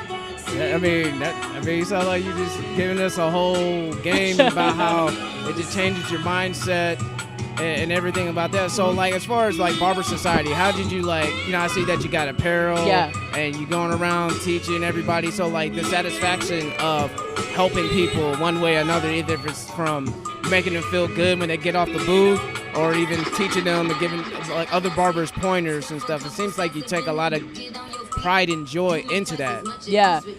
You know, when you're a professional quitter, you're not motivated by anything. Yeah. You know what I'm saying? Like, money doesn't motivate you, the consequence or the reward doesn't motivate you. When did you realize this was your calling? So I had to go through, like, a life-changing experience to, like, go to a barbershop. You know, it was like, I went from long hair to a skin-tight fade. You know what I mean? Like, and that whole thing set a whole self up in brand new like, person. Yeah, exactly. You know, and the world treats you a little bit different, and, like, it was just, like, a lot that came with it. But the feeling that I got, like, just, like, being at the barbershop, it was something I'm like, man, that's dope that you could give that to people. Like, you just make somebody feel good just based off of what you do. You know, and that's really what kind of opened up that door for me to like get into it. But my real job, like I always say, a lot of people think barbering is about hair or cosmetology is about hair, but really we're in the human business. Oh, okay. You know, what we're dealing with is a humans that hair grows, you know, out of, basically. You know what I mean? And you guys are like low-key therapists too. Yeah. Yeah. I mean, you're one of You the. can say that. Yeah, right. Like, we're one of the few industries where, like, it's okay for me to, like, not know you at all and, like, touch your face.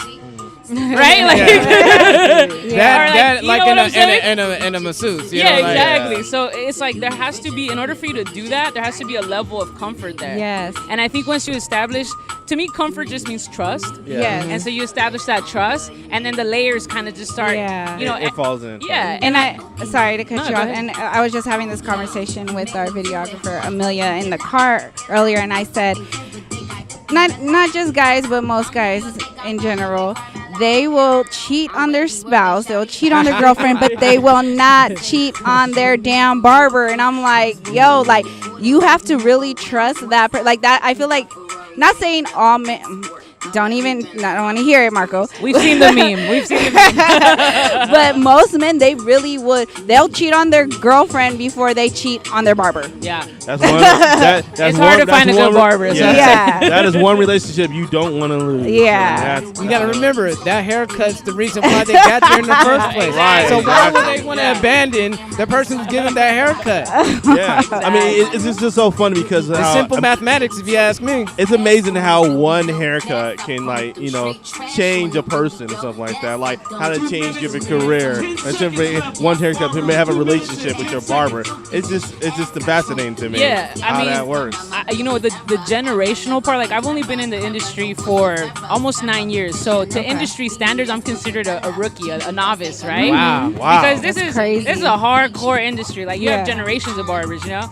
And so when you look at people that have been doing it 30, 40 years, like my mentor, the first person that mentored me, he had, like, for example, clients that there were kids when they started with him, and now he was cutting up their kids. Like, he was getting invitations to the christenings and to the weddings and to, like, you're part of the family at that point. Wow. Yeah, shout outs to K. K, I think he's been cutting my hair for about 10 years, over a decade now. Yeah. That's crazy how that happened. And he's seen me have braids, Yeah, just go through the fades, transitions. Yeah. regular ass Caesars and goatees. Now you trimming beards. Yeah. So it's crazy, like, our relationship. I know I'm gonna have him on the show, and I know I mentioned it earlier, but you know, it's crazy how you go through a metamorphosis with your client, and you see the growth process, and they see yours too. Because I've seen Kane from being, you know, a single guy living the life, and now he's married and kids. Event producer. Event producer now. Yeah. Me podcasting and actually being a part of his event along with my partners too. So yeah, it's crazy how that all happens. I think, you know, like, to speak on that is just like, you're a perfect example of what these relationships turn into. Yeah. Like, when you met him and he met you, like, I'm sure he never knew you were going to have a podcast, and you didn't know that he was going to be hosting events, and you guys would be collaborating, right? See, that's funny. How just one haircut, he came back, and look at the outcome. Like, that's the best thing about having, like, you know, a good haircut and stuff like that. It changes some people. It makes them get that feeling, that feel-good feeling, you know. So, yeah, all this stuff that's going on, like, it's powerful. So. I mean, I'm pretty sure it didn't hurt him. It didn't hurt for me being his walking billboard every time I step out there and people come up to me like, hey, who cut your hair? Exactly. Who did that? Okay. And then, like, I have people, like, I had a couple of coworkers would come down there, get a haircut from him and everything. So it's like, it's not like, you know, I'm just a loyal client. I was a client that brought him other clients as well. Yeah. So you know, referrals and stuff like that. So that you know, that I also think helps even out. today, like, people underestimate that. I feel because social media is, like, such a big platform now, but at the end of the day, like, the old school stuff, like the word of mouth, it just, you just can't beat that, you know what I mean? So, like you said, being that walking billboard, I think relationships is really what our business is really founded on. Yeah. So you mentioned social media because that was a good thing to piggyback off of. Now, as far as social media, how does that affect your industry to this day? You think it helps? It doesn't hurt? Like, how do you feel about I think it social does media? both, like any other industry, right? I think when you have social media, you have an open platform and people can share whatever it is that they want to share. I think social media for us, what it did is kind of took off the lid to our subculture, and it exposed barbers at much more than just haircutters, or, you know, hairstylists. That's much more than just haircutters. Yeah. But I think what it also did within our industry was it created kind of like maybe like a mainstream culture and a more like underground culture, which we've seen it in other industries, whether it's like hip hop or any other thing like that. That's very true in the barber industry. So, you know, I think the way that I view things is everything has its place for a reason, and I think that personally, I feel like it does help. You can reach a broader audience, but it's all about how you utilize it and how you view it. I was one of those people that in the beginning, like, I didn't necessarily use it the way that it was supposed to. It was more of like, it's a billboard. I'll post something up. If people comment, I wouldn't comment or respond. Yeah, Boy Kmart stepping out. He about to do his modeling gig. He's all right. He's participating as a model for the King and Queen battle of SD. Yep. And then I think after the event is over, we interview the King and Queen of SD in the barber scene. So, yeah. If you come to a barber event, like, you're bound to like get cut up by somebody. That's the whole saying. If you hang out in the barbershop long enough, you're eventually gonna get your hair cut. Yeah. And that's what's gonna happen in a matter of minutes. He's taking one for the team. That's what's up. I wouldn't say taking one for the team. I think these are professional licensed he's about barbershops, and he's about to get fresh. I know, but what I mean by that is like volunteering. Like, it's dope because it's like, yeah, we're here podcasting, but then it's like dope because he's actually participating as well. You know what I mean? So, and he could have been like, nah. Like, there's some people that are really just won't risk it, or like just won't even. Like we said, people that already have their particular barbers are just like, I can't do this. Yeah. Like, so the fact that he just like, all right, I'll do. I think it's this is my song right here. Sorry. Okay. No. Yeah. Hey, no. Don't acknowledge the song because we're not trying to get copyright strikes. And I think in the beginning of the podcast, I'm going to let people know we do not own the music or any professional. We are doing a live show. We are not at fault for what the DJ is playing in the background. We only can control that's coming out of our mouths on this show. We just work here. I'm just working in an event. If they're playing live music, don't fault me. Don't take this down, YouTube. Don't take this down, SoundCloud. All right? Don't take it down, please. Don't take it down, all right? There's some good content. Forget the music in the background. We're not getting paid off of that. We're not getting paid, period. But I'm gonna have to reiterate that when we do their editing stuff. But anything else that you wanted to discuss? Anything that's on your mind? Giving you the soapbox platform. I know, On right? your mind, I think my message beyond barbering, beyond anything, is just really to like. Just try to support people and just be that person that maybe I needed when I was coming up. I always say that, like, once you get to know people's stories, it's really hard to close the door behind you. Yeah. And so ultimately, I believe that there's enough for everybody, and that you don't really have to tear each other down to, like, build yourself up. And that if you can, in some way, somehow, I think in a world full of influencers today, like, that we have to acknowledge that we can all influence someone in a positive way, and the little teeny tiny things go a really long way. So even if it's just paying somebody a compliment, or maybe just like a simple smile or like a hello, even if you don't know them, I really feel like we're all fighting our own battles in some way, somehow. I agree. And I just like to be the kind of person that when people encounter me, they leave feeling better about the fact that I crossed their path, and not like, I wish I would have dodged you. I wish, you know what I mean? Like, swerve on you. You know what I mean? Yeah. And so if I could say anything to anybody out there is dig deep, bite down hard, keep going after it. This is coming from a professional quitter who literally, like, didn't think much about life or about themselves.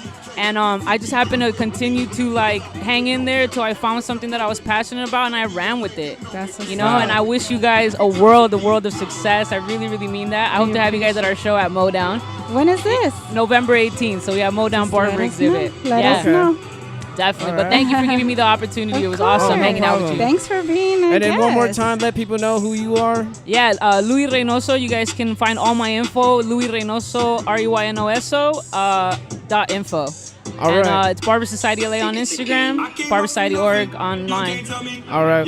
Well, thank you for coming Appreciate over. you guys. Thank you so much. All right. You have a good one. Thank you. Take care. Ready? All right. Now, I'm pretty sure you subscribed by now. Subscribe. But do another thing for us. Like us on Facebook. You can follow us on Twitter and IG at JiggisUpPod. If you have a question, you can leave it in the comments or add us. Also, if you want to hear more from us, like reading your emails, go ahead and send us an email at jiggesuppodcast@gmail.com, and we'll read it aloud on the show on the following episode. But most importantly, share, because sharing is caring, baby. All right. Peace. All right, we're back. It's been a long break, but man, I've been wanting to get this brother on the show for the longest, man. Long time coming, I talked about in the last episode, man. No further ado, man. We got a guy, Domi Young, in here. What's going on, y'all? How y'all doing? Not much, man. We good. We doing good. Doing good, man. Thank you for being on the show with us. Of course, man. It's all love, man. We go back. We good. Yeah, we go way back. We go back. Go back. 80s back. No. 80s back. See what I did? Oh, okay. I like the reference. That's where they made me at. Jokes. Yeah. Hey, don't get mad. Hey, we having a little light skin moment right now. Low key. Only them. Said, here we go. Here we go. Don't let the light skin slanders. Hey, I hold it down when I'm on the show. Yeah. Because I'm the only light skinned one there. Pretty much. But with dark skin. But I always say. Oh, man. When isn't going on rats and stuff like that, nigga, the dark skin come out. Yeah, I always say that. That's real shit. I'm like, man. I always say that I'm light skinned with dark skin tendencies. Yeah. You know, Drake took my line, motherfucker. Hey, when he said that, I felt it for real, though. Yeah. Oh, man. So, man, what's new with you, bro? What's going on? Just a lot of growth in the last couple years, just honing in and building with my craft and really learning music and just trying to be a better person all the way around, you know what I mean? So just in general, just working on myself and being a better person for my family, for my friends, and for my community. Okay. I mean, what were you doing that made you feel like, oh, shit, I'm fucking up. I need to do better? I mean, I don't think I was doing anything wrong. It was more so just young mistakes and being misguided and just getting caught up in, I guess you could say, like ego and things like that. And dealing with, I don't want to say the people I was dealing with was wrong, but sometimes when you get certain personalities around each other, it can bring out not necessarily the best in everybody. You know what I mean? So yeah. Right. So yeah. So, like, you would just say, like, you know, just being around certain people, certain toxicity levels that were brought out of you that you didn't know until afterwards, like in hindsight, or I think in a sense. So how I kind of like psychoanalyze myself, because I mean, in order for somebody to be better, you have to identify with yourself what you need to work on. So it's like, I think it stems from, you know, my upbringing, from, you know, my dad passing to not having that full, complete family and having that wanting for a full family and, you know, being raised in a foster home with my grandparents, not being my biological grandparents. And my mom just recently found her biological mother. So there's a lot of, like, things like that. And I really feel like it really does have an impact on a person's personality and eventually how they express themselves and what their definition of love is, to be honest with you. So how did that impact you being a father today? Man, so as you guys know, I mean, I have a daughter and I have a son. I feel like, you know, I don't know how religious you guys are, but I feel like each child has taught me a different lesson. Like with my daughter, I feel like over time, as she got older, I had to learn how to respect women a lot better. You know what I'm saying? With my son, you know, I had to learn how to tighten up and be a man and be there for him and give him that tough love that he deserves and needs, and be okay with dealing with uncomfortable situations no matter what the circumstances are. You know what I mean? So Exactly. So, like, you know, you having a daughter, did you feel that was like karma's little way saying, like, you've been a heartbreaker back in your early days? Just a reminder. Just a little reminder. Like, let me just say this. I did comment that on a certain song I just did recently too. You know, any female or any woman, you know, that I did hurt in the past, you know, like, that wasn't my intentions per se. Just being misguided, and yeah, it definitely did teach me a lesson and how to man up and tighten up and be a better person and a better man in general. You know what I mean? So, yeah. So, like, you make sure you give your daughter the game. Like, look, man, little boy, say this, say that. But I don't think she's at the age that yet. But you're preparing her, bro. I don't look. My son he's about to be 5, bro. I talked to him. He's 17. I swear. Look, this is gonna sound crazy. My daily routine when I have both of my children together, because I have I get my daughter, half time and everything. When they're together, I make them wake up before they touch any tablet, phone, TV, anything like that. I make sure that they wake up, brush their teeth, both of them, daughter and son, 10 push-ups. Okay. Give him some routine. Make him earn something. 10 push-ups before anything. And then after that, they either read 2 big books, and I say big books like 20 pages, or like 4 little books. How old's your daughter? Every day. How old's your daughter? You said your son's 5. My daughter's 8. She's 8. Okay, so she's older. So what are you focused on their form? Like yeah, no. Form is definitely important because I do it myself. You know what I mean? Like it's a psychological thing. Like, you know what I'm saying? I see my man. I see you in the gym all the time. You know what I'm saying? When I get the opportunity, I try to go. But if not, I definitely hit them push-ups. Yeah, and it helps. Calisthenics is real. No, it helps. Not even strength wise, but posture wise, and how you conduct yourself and talk to people. It helps with that. Yeah, exactly. Right. Yeah. Just make sure the mic still follows you. My bad. You kind of go in and out. I'm going in and out. My bad. No, eventually we'll get better mics where you can do that and they'll still pick up on you. Right. I just want to let you know that. Nah, you good. They turning up in the background too, so it's right. hella kind of distracting a little bit. So. No, okay. But like, man, so I know you've been an artist for how long now? Man, I've been doing music since I was a freshman in high school. So I've been writing music since I was 13. Nice. So what was that first moment, as everybody say? Yeah. First moment with hip hop. Right. On some brown sugar shit. You know? What brought you to be writing on the pen? So check this with out. your number 2 pencil. So my best friend to this day, his name is Chauncey, go by Quickshot. One of the dopest lyricists in general, just topics, subject matter, just everything. So what happened was we were both in high school, and we ended up like the older like the seniors and juniors, they're like, yo, like this dude rap, he rap, y'all should battle. So we battled. as cliche as that sound, they're like, yeah, y'all need to battle. So we was like in an extended ELP. Y'all had ELP? ELP. Extended lunch period. It's like in between lunch. It's like 30 minutes. Nah, we didn't have that. We're from Southeast. Okay. Well, in North County, they have I don't know that North County shit. Yeah. They had like an ELP. All I know, lucky bastards. All I know that y'all motherfuckers hella good in football. Hey. Yep. Hey, that is true. Facts. Vista, Oceanside, and in EC. most sports, actually, not just football. In most sports. Like y'all North County niggas got shit to do but be good at sports. And get in trouble. Yeah. It's the extreme. It's either you do be good at sports or you get in trouble. Yeah, man, that's real. So what happened was we were in ELP or whatever. It was like during summer school. And we were kind of battling each other.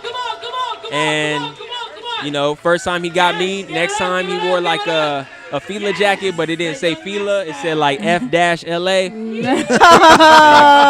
I got his ass with that. Yeah, he. Let me tell you though, he hit me with all the light skin jokes the first time, all the Chico the Barge and all that Not stuff. the Chico the Barge. Yeah, he torched me the first time. He hit me with all the light skin jokes. So early. So before it was a thing too. So yeah. He said before it was a thing. For real. The pigment's always a fucking target. Yeah, man. As always. They head straight to the DeBarge every time. That's too. right. They go straight to the Prince and the DeBarge every time. Prince. Did y'all see that meme where it was like what light skinned niggas look like when they drinking their drink and he had Prince with a straw? Or like, have you seen that one when light skinned niggas fall on the floor and like Shamar Moore posing? They be doing us dirty, bro. The slander is real, man. Yeah. I unfortunately have never really like Hold on, Kmart pause. gotta go up there. Dang. Hey, that's what's up, go. And just like that, his moment of glory. Yes, I became the go third ahead. member of the podcast. How y'all? For real. Kmart's out here to get his trophy. Okay. Hey, that's well, Amelia lit. got that covered. Come on up here, get your crown. That's what's up. So Kmart got his hair. That's Kmart got his hair cut by the king of SD. Hey. Oh, I'm so excited. Damn, I'm gonna see if I can get a haircut now. Right?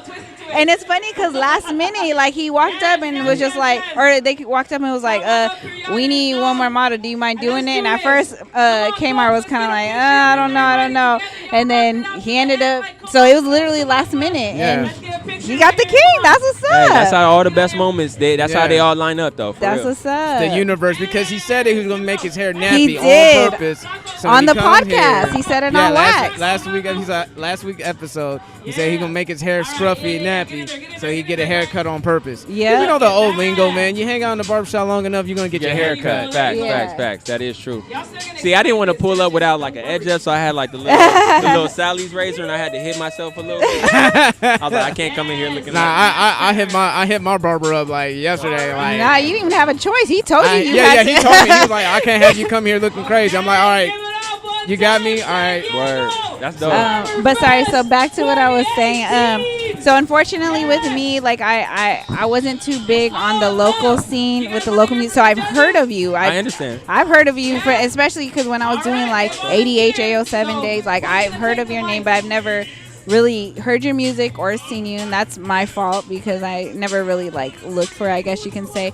But earlier, speaking of jokes, we were going around talking about lookalikes and stuff, right? So you had passed by, and I had text in the group chat. I said, I just seen Matt Barnes. and then Marco walks up. No, I was by myself. So but get this. So Marco walks up to me, and he was like, "You just texted in the group chat?" I was like, "Yeah."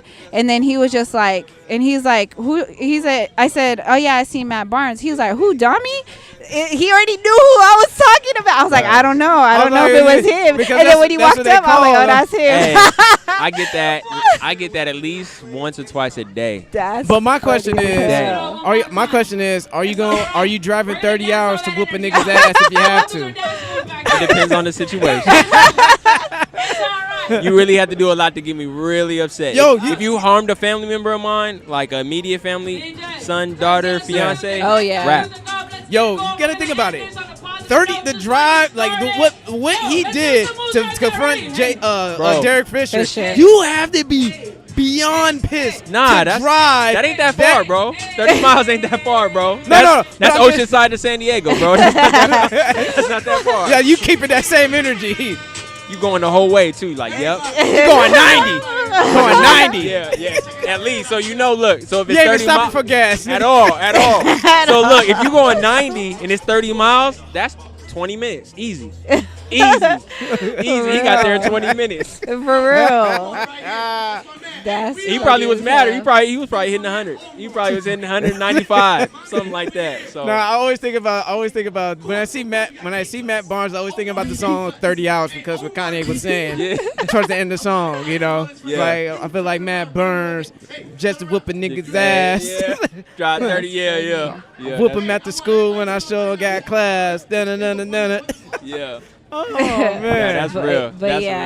But like I said, I've heard your name for over a decade, you know. But that. I just, like I said, I don't know. I suck when it comes to like when the boys cover like the music stuff. I'm just here listening, you know, and I'm just soaking it in, you know. Well, I feel like some of the projects I put out, like the last project I put out was a real intimate project, as far as like touching on like situations with my father and my upbringing and things like that. So I had it on iTunes and Spotify. But I pulled it off because I felt uncomfortable with a lot of stuff. And as you know, everybody deals with depression their own way. I was going through my own thing. My fiance helped me with a lot of different things. So that project, Live Young, Die Young, I'm actually gonna re-release it and just call it Live Young. And I actually have like I don't want to say a conspiracy behind it, but like my father, my brother, and my uncle all died at the same age. Oh my goodness. So during that time, that's how old I was when I made that project. Oh shit. So a lot of people thought like, oh, Live Young, Die Young. Oh, it sounds catchy. No, it's like it's really something that I was living through. Yeah. So yeah. So I pulled it off. When I put the project out again, re-put it out. It's gonna be called Live Young. But I have a new project that's me right now.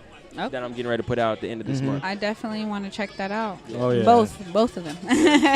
Yeah, this new project, it's more so like that work life and artist and family life balance. I've seen the video. Yes, I've seen the video. Good video because I think that's very, very important in artists rollouts. Or good visuals, and you know I will say that was a good visual that you had. Thank you, I appreciate it. Good representation, and I just want to put this in there. Shout outs to Miss Meanie because I think she designed your Live Young, Die Young. She did. Cover She did. art. She did. Shout out to Miss Minnie for sure. For sure. We did. We sat down and tried to figure out a couple of different things. I was like, oh, what do you think about this? No, we can't do that. It kind of looks like this. Let's work on this. Let's try this. So it was a different time in my life. But I'm definitely gonna tap back in with her. I know we have a bunch of photos. There's a photo in particular that I always keep using. I'm probably going to reuse that photo for that project, you know, and call it 1.5, Live Young. Take some songs off, put some songs on. If y'all got the original, good for you. You'll never see it again. And so you hitting us with the blueprint 1.5. Well, in a sense, it's just like if you got the Live Young, Die Young when it dropped during that time in 2015, and you have all those songs, great. Half of those people will never hear a third of those songs ever again. Like me. Wow. I'm all like me. So if you have it, cool. You know, like that lets me know who's been rocking with me for a long time and who really keep it in the archives, right? Facts. Gotcha. I kind of pulled that from Prince though, because he kind of do that. He did that a lot. He had nothing online. I'm like, damn. They had to pry those music and rights right off his cold dead hands to get it on Apple Music. Man, that's a whole different. That's a whole different world out there. That's a whole different situation I can get into. Yeah, man, they got him for that. They wanted all that music. Yeah. He had too much. He had 32 studio albums that he produced and arranged and was in control over. That was all his projects. Wow, that's crazy. That's what I'm gonna say. I don't want to get snatched up. Is that something that most artists are striving for now? That type of independence where they own all your masters and your publishing and all that. Absolutely. That's the new goal, right? I think like all the like the big dogs, like they're providing that for people. You know what I mean? Like I just heard Pharrell's like he's letting people like have their whole catalog without even tripping about it. Like so. I think that's the new wave, you know what I'm saying? But it's definitely a different time now. Before it was like, you know, you want to be down with the label, we need collateral. You know what I mean? Now it's not like an artist will come and they'll have their own internet presence. They can go tour by themselves without the help of a label at all. You know what I mean? So yeah. That's dope. That's dope. So like, what can we expect from this newer project, the newer rebranded version of Mr. Domi Young? Dominique. Yeah, Dominique is my real name. That's the government. The government. You know what? I wouldn't say necessarily like reinvented. I would just say evolve. You know what I mean? Nice. Like just the most honest project I put out to date. Period. That's good. I mean, I think we had conversations before the podcast. I was like, Domi, I'm gonna need you to open up. Yeah. Like, because I know you was like on your young, flying, flashy shit. I'm like, I'm like, all right, homie, that's cool and all, but it's time to open up. You gotta get these people to relate to you. Yeah, relatable content is it. Yeah, and I know that you were pitter-pattering about it. You know, because you weren't. I don't think you were ready. I don't think you were mentally ready. I don't think I was either. I'm gonna be 100 with you. You were mentally ready I don't think I was to give that part of yourself just yet, but. Maybe some other people have told you. I'm like, but I'm just giving you that foreshadowing. Like, eventually, you want to get to that next level. Right. That's what you're gonna have to do. Of course. Well, you know what I think is gonna take, and for the people that's been around with me for like a long time, they know I've really been into like hip hop and spitting, and they know who like my favorite artists are and things like that. And one thing I think what happens with artists when they get like a certain amount of attention is they stray away from the love and what brought them there in the first place. So now that I have children, and it's funny that I have both a girl and a boy, so it's like what I'm saying has to resonate with them.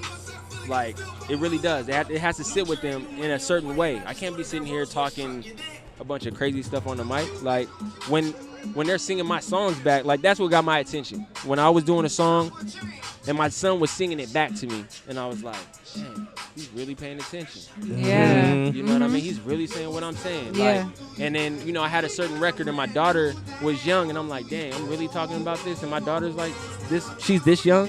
Like, what's she gonna think when she gets older? You feel me? So that's what kind of made me just like put a lot into perspective. Made me really like grow up and glow up as fast as possible within the last 3 to 4 years. Yeah, that's deep, man. I like that. I ain't got no kids yet, so You know, I ain't got no Take kids, but I your work. time. No, but I work with kids. I've been I heard working that with before. kids for the Take last your time. 11 and a half years. But what we learned is from age 0 to 5, maybe even 6, is that's when their mind's a sponge. Right. So that's that's why when you were talking about like the little routine you got going, that's good to instill that, because just like you trying to do positive stuff, some people, they don't realize the negative stuff too. They catch on to. Exactly. Exactly. Like, one thing I'll say is their behavior, like you think they're not paying attention. Exactly. And the little mannerisms that you have when you're upset about things, you'll see them like mimicking. It's crazy because you're like looking at yourself. You're like, yo, don't do that. But Yeah, you can't really get mad because you're like, dang, you're doing what I'm doing. They got it from you. Yeah. So like another situation is like my son is I won't go too much into it, but my son is like all about superheroes and stuff like that, right? Oh, that's tight. So yeah, it's crazy. So, and he loves music. Like he like whenever I rap and I like perform something around the house, he's right there with me. He's doing his little thing. It's crazy. He's your little hype man. He's gonna be his own. Like he's gonna be his own. I swear. You gonna ask for a feature? So you already got the mic set up, the mic stand, the crazy thing is little booth set up for him already. The crazy thing is there's no forcing. It's like he wants to do that. He's a natural, yeah. It's man. It's embedded in his personality. But one thing I would say is like he would get discouraged when he couldn't do something, and I would like, man, look, you can't do that, bro. Like, cause I talked to him just like I was saying. I talked to him like he's 17. like he's 17, like he's a teenager. Look, you can't get upset about that. You really gotta just if you mess up, tighten up, get it done, do it again. Do it again until you get better. Do it again until you get better. Yeah. And then, like, he was playing this little Avengers game on my phone. He lost, and he's like, you know what? That's cool. He's like, I'm going to come back again. I'm going to get Hulk next time, though. I was like, all right. But that's you instilling that in him. Like, at that young of an age, their mind's a sponge. They listen to everything. Right. Man. Yeah. So I was just wondering, have you been following what's going on at SD music scene? Because I know that you've been out in LA, the IE. Do you notice the stark contrast between, you know, the IE and LA compared to San Diego? Like, since you've been, or even North County, because I know North County even have their own little scene. Bruh. So like, just paint a picture for us, for those, for the people who aren't from the outside. So I'm gonna ask y'all this: what are y'all doing on September 8th? September 8th. Most likely, I might try to go to that podcast expo. Okay, where's that? I'll see. Shit, I forgot. I got it. It's here in San Diego. It's here in San Diego. Okay, though. cool. I'm glad it's in San Diego because I will be here in San Diego on the 8th, Hip Hop Awareness Festival. Okay. That sounds dope. So check this out. So this is a IELA based kind of situation. They brought this to San Diego, and they started booking artists. And because I live in the IE and I know people from out there, and I was performing with them, I was like, yo, you bring in a hip hop awareness festival to San Diego. Who do you have from San Diego that's really barring up on here? Yeah. So then, you know, like we chopped it up. Long story short, that gap that you were talking about, and everybody preaches, oh, they go unity, they go push, they go, you know, this and that. What I call it crabs in the bucket because let's be real. But check this though. I'm really trying to build that bridge in San Diego because there is no matter. And I know it's hard because a lot of people see San Diego and they get discouraged because how artists and their attitude is. And I get that because I was a part of that. But there are some tight artists out here and there's some really dope artists that I really feel like if we can at least get them in the room for one day, ego aside, let everybody, as many people that are dope that have their self at least on iTunes, Spotify, and really trying to make moves to LA, do something. And show love. We can build like a Atlanta, like a LA, like those kind of unions. Because the only way that San Diego is gonna take it to the next level is if we have all these artists tapped in with each other. Yes, right. I agree. There's some good artists on this bill. That's all I'll say. All right. Oh, what time does it start? Maybe I'll try to make both. It's from 6 to 12. I'll be there myself. Who do y'all like in San Diego right now? Shit. I mean, right now, I mean, like I listened to Pudizi's Trap Native Volume 2. That one's hard. That was That's pretty fire. straight. You know, I fucks with Rossi here and there. You know, Word. You like Rick Scales? Rick Scales. I actually like your Oceanside cat, Mozzie.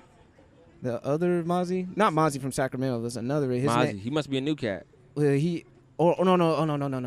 Oh no, yeah. There's that other dude, but actually, John Gibbs. John Gibbs. John Gibbs is dope. Like I like him a lot. Pull up. He's like he reminds me of Kendrick. Pull up. All right. Pull up. All right. Mark and if I I can't make it, you better make it there. Oh, look. When y'all airing this? What day is that? We're gonna air this on. It's on. Oh, Saturday. Oh shit. Well, I'm off. We're airing this on Tuesday. Pull up. All right. So pull up. I think I'm gonna pull. I don't want to drop the names before they drop the flyer. Mm-hmm. Oh, okay. Oh, You're just saying pull up. Okay. So you do a little promo right here. I like that. No, I'm just letting y'all know because I understand.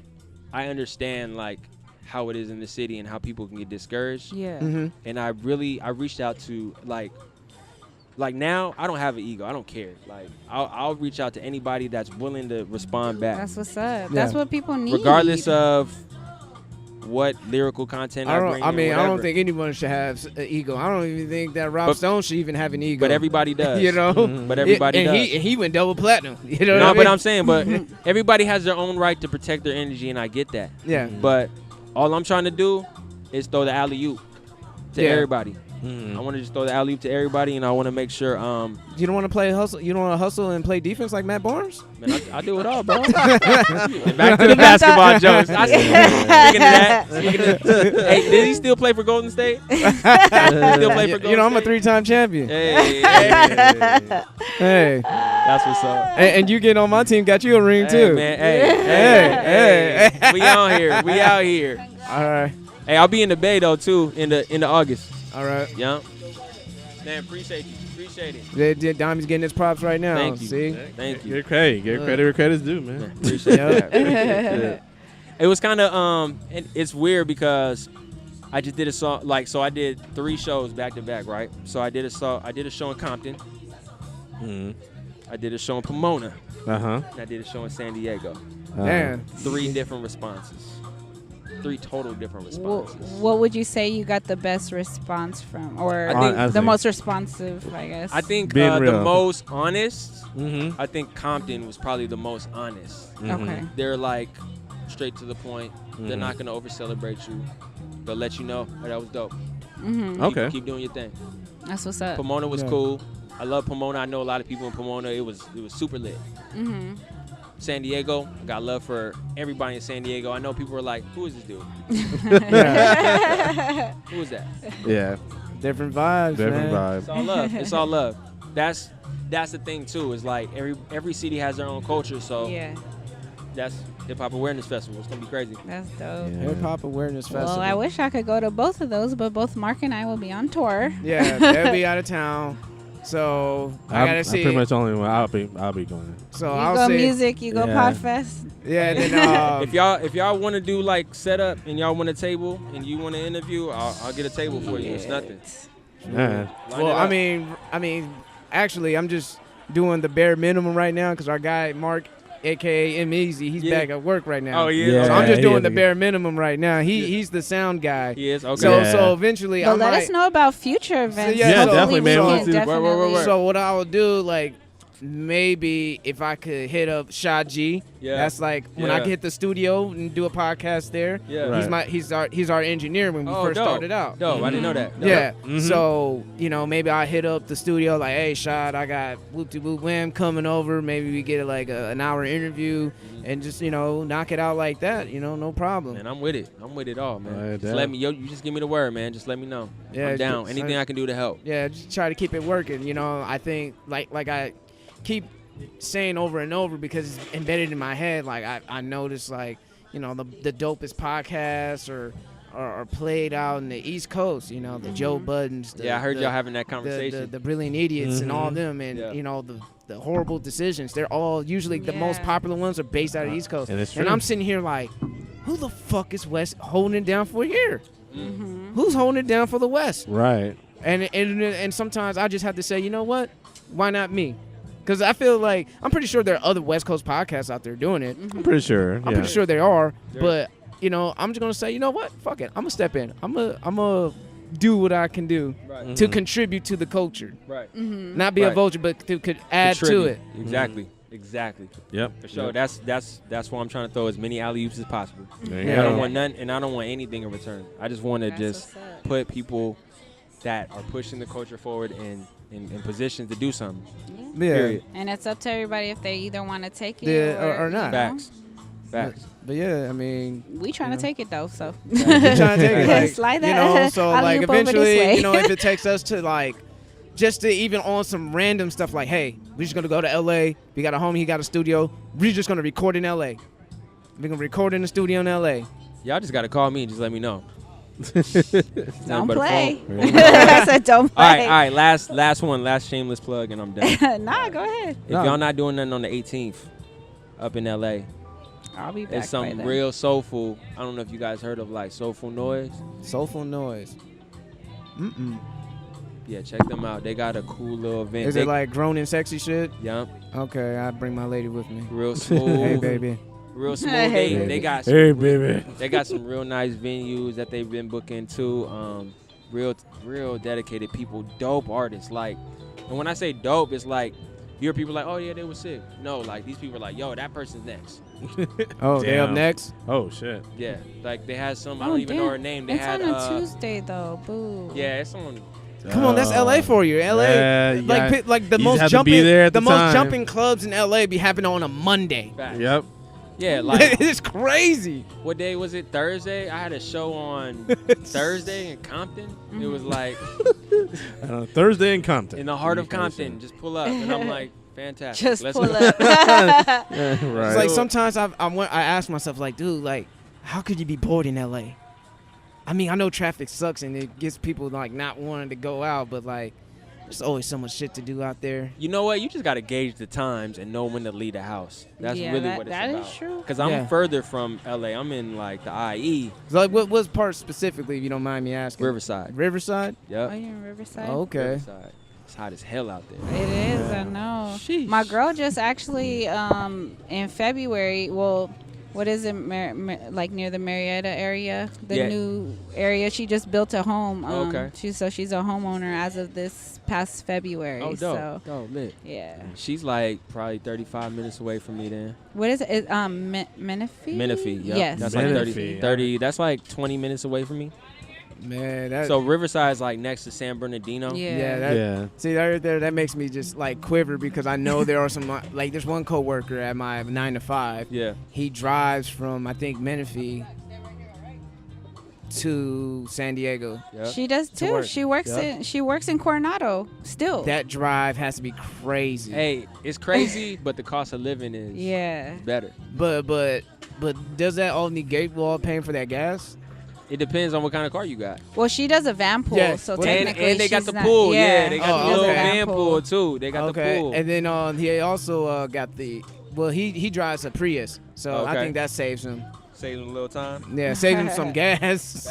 Right. That saves some gas. But yeah, man, Domi, man, anything else, man? You want to spit a quick little 16, let the whole world know? Look at I always wanted to do it, man. Okay. A little 16, little 8, whatever. I can give you a little piece of something that's off the project if you don't. Yeah, you don't have to do Oh. a freestyle. Oh, I mean, nah, I mean that's too fine. much. Like, that's another thing about these internet motherfuckers. They sit here and they're like, "Oh, I heard that freestyle before." I'm like, "Nigga, you keep coming up off the top every time." Yo, I don't mind, But you know what I'm saying, with the little music in the background, that might kind of throw me off if I come up with a new 16. Yeah. But Oh I'll yeah. Not The good. music, Spit the your music shit. that You I got some have MF no. Doom playing in the background. I have, and shit. I have Okay. the music that I don't own or anything. No copyright infringement. It's fair use. It's music in the background, please. YouTube, don't copy strike.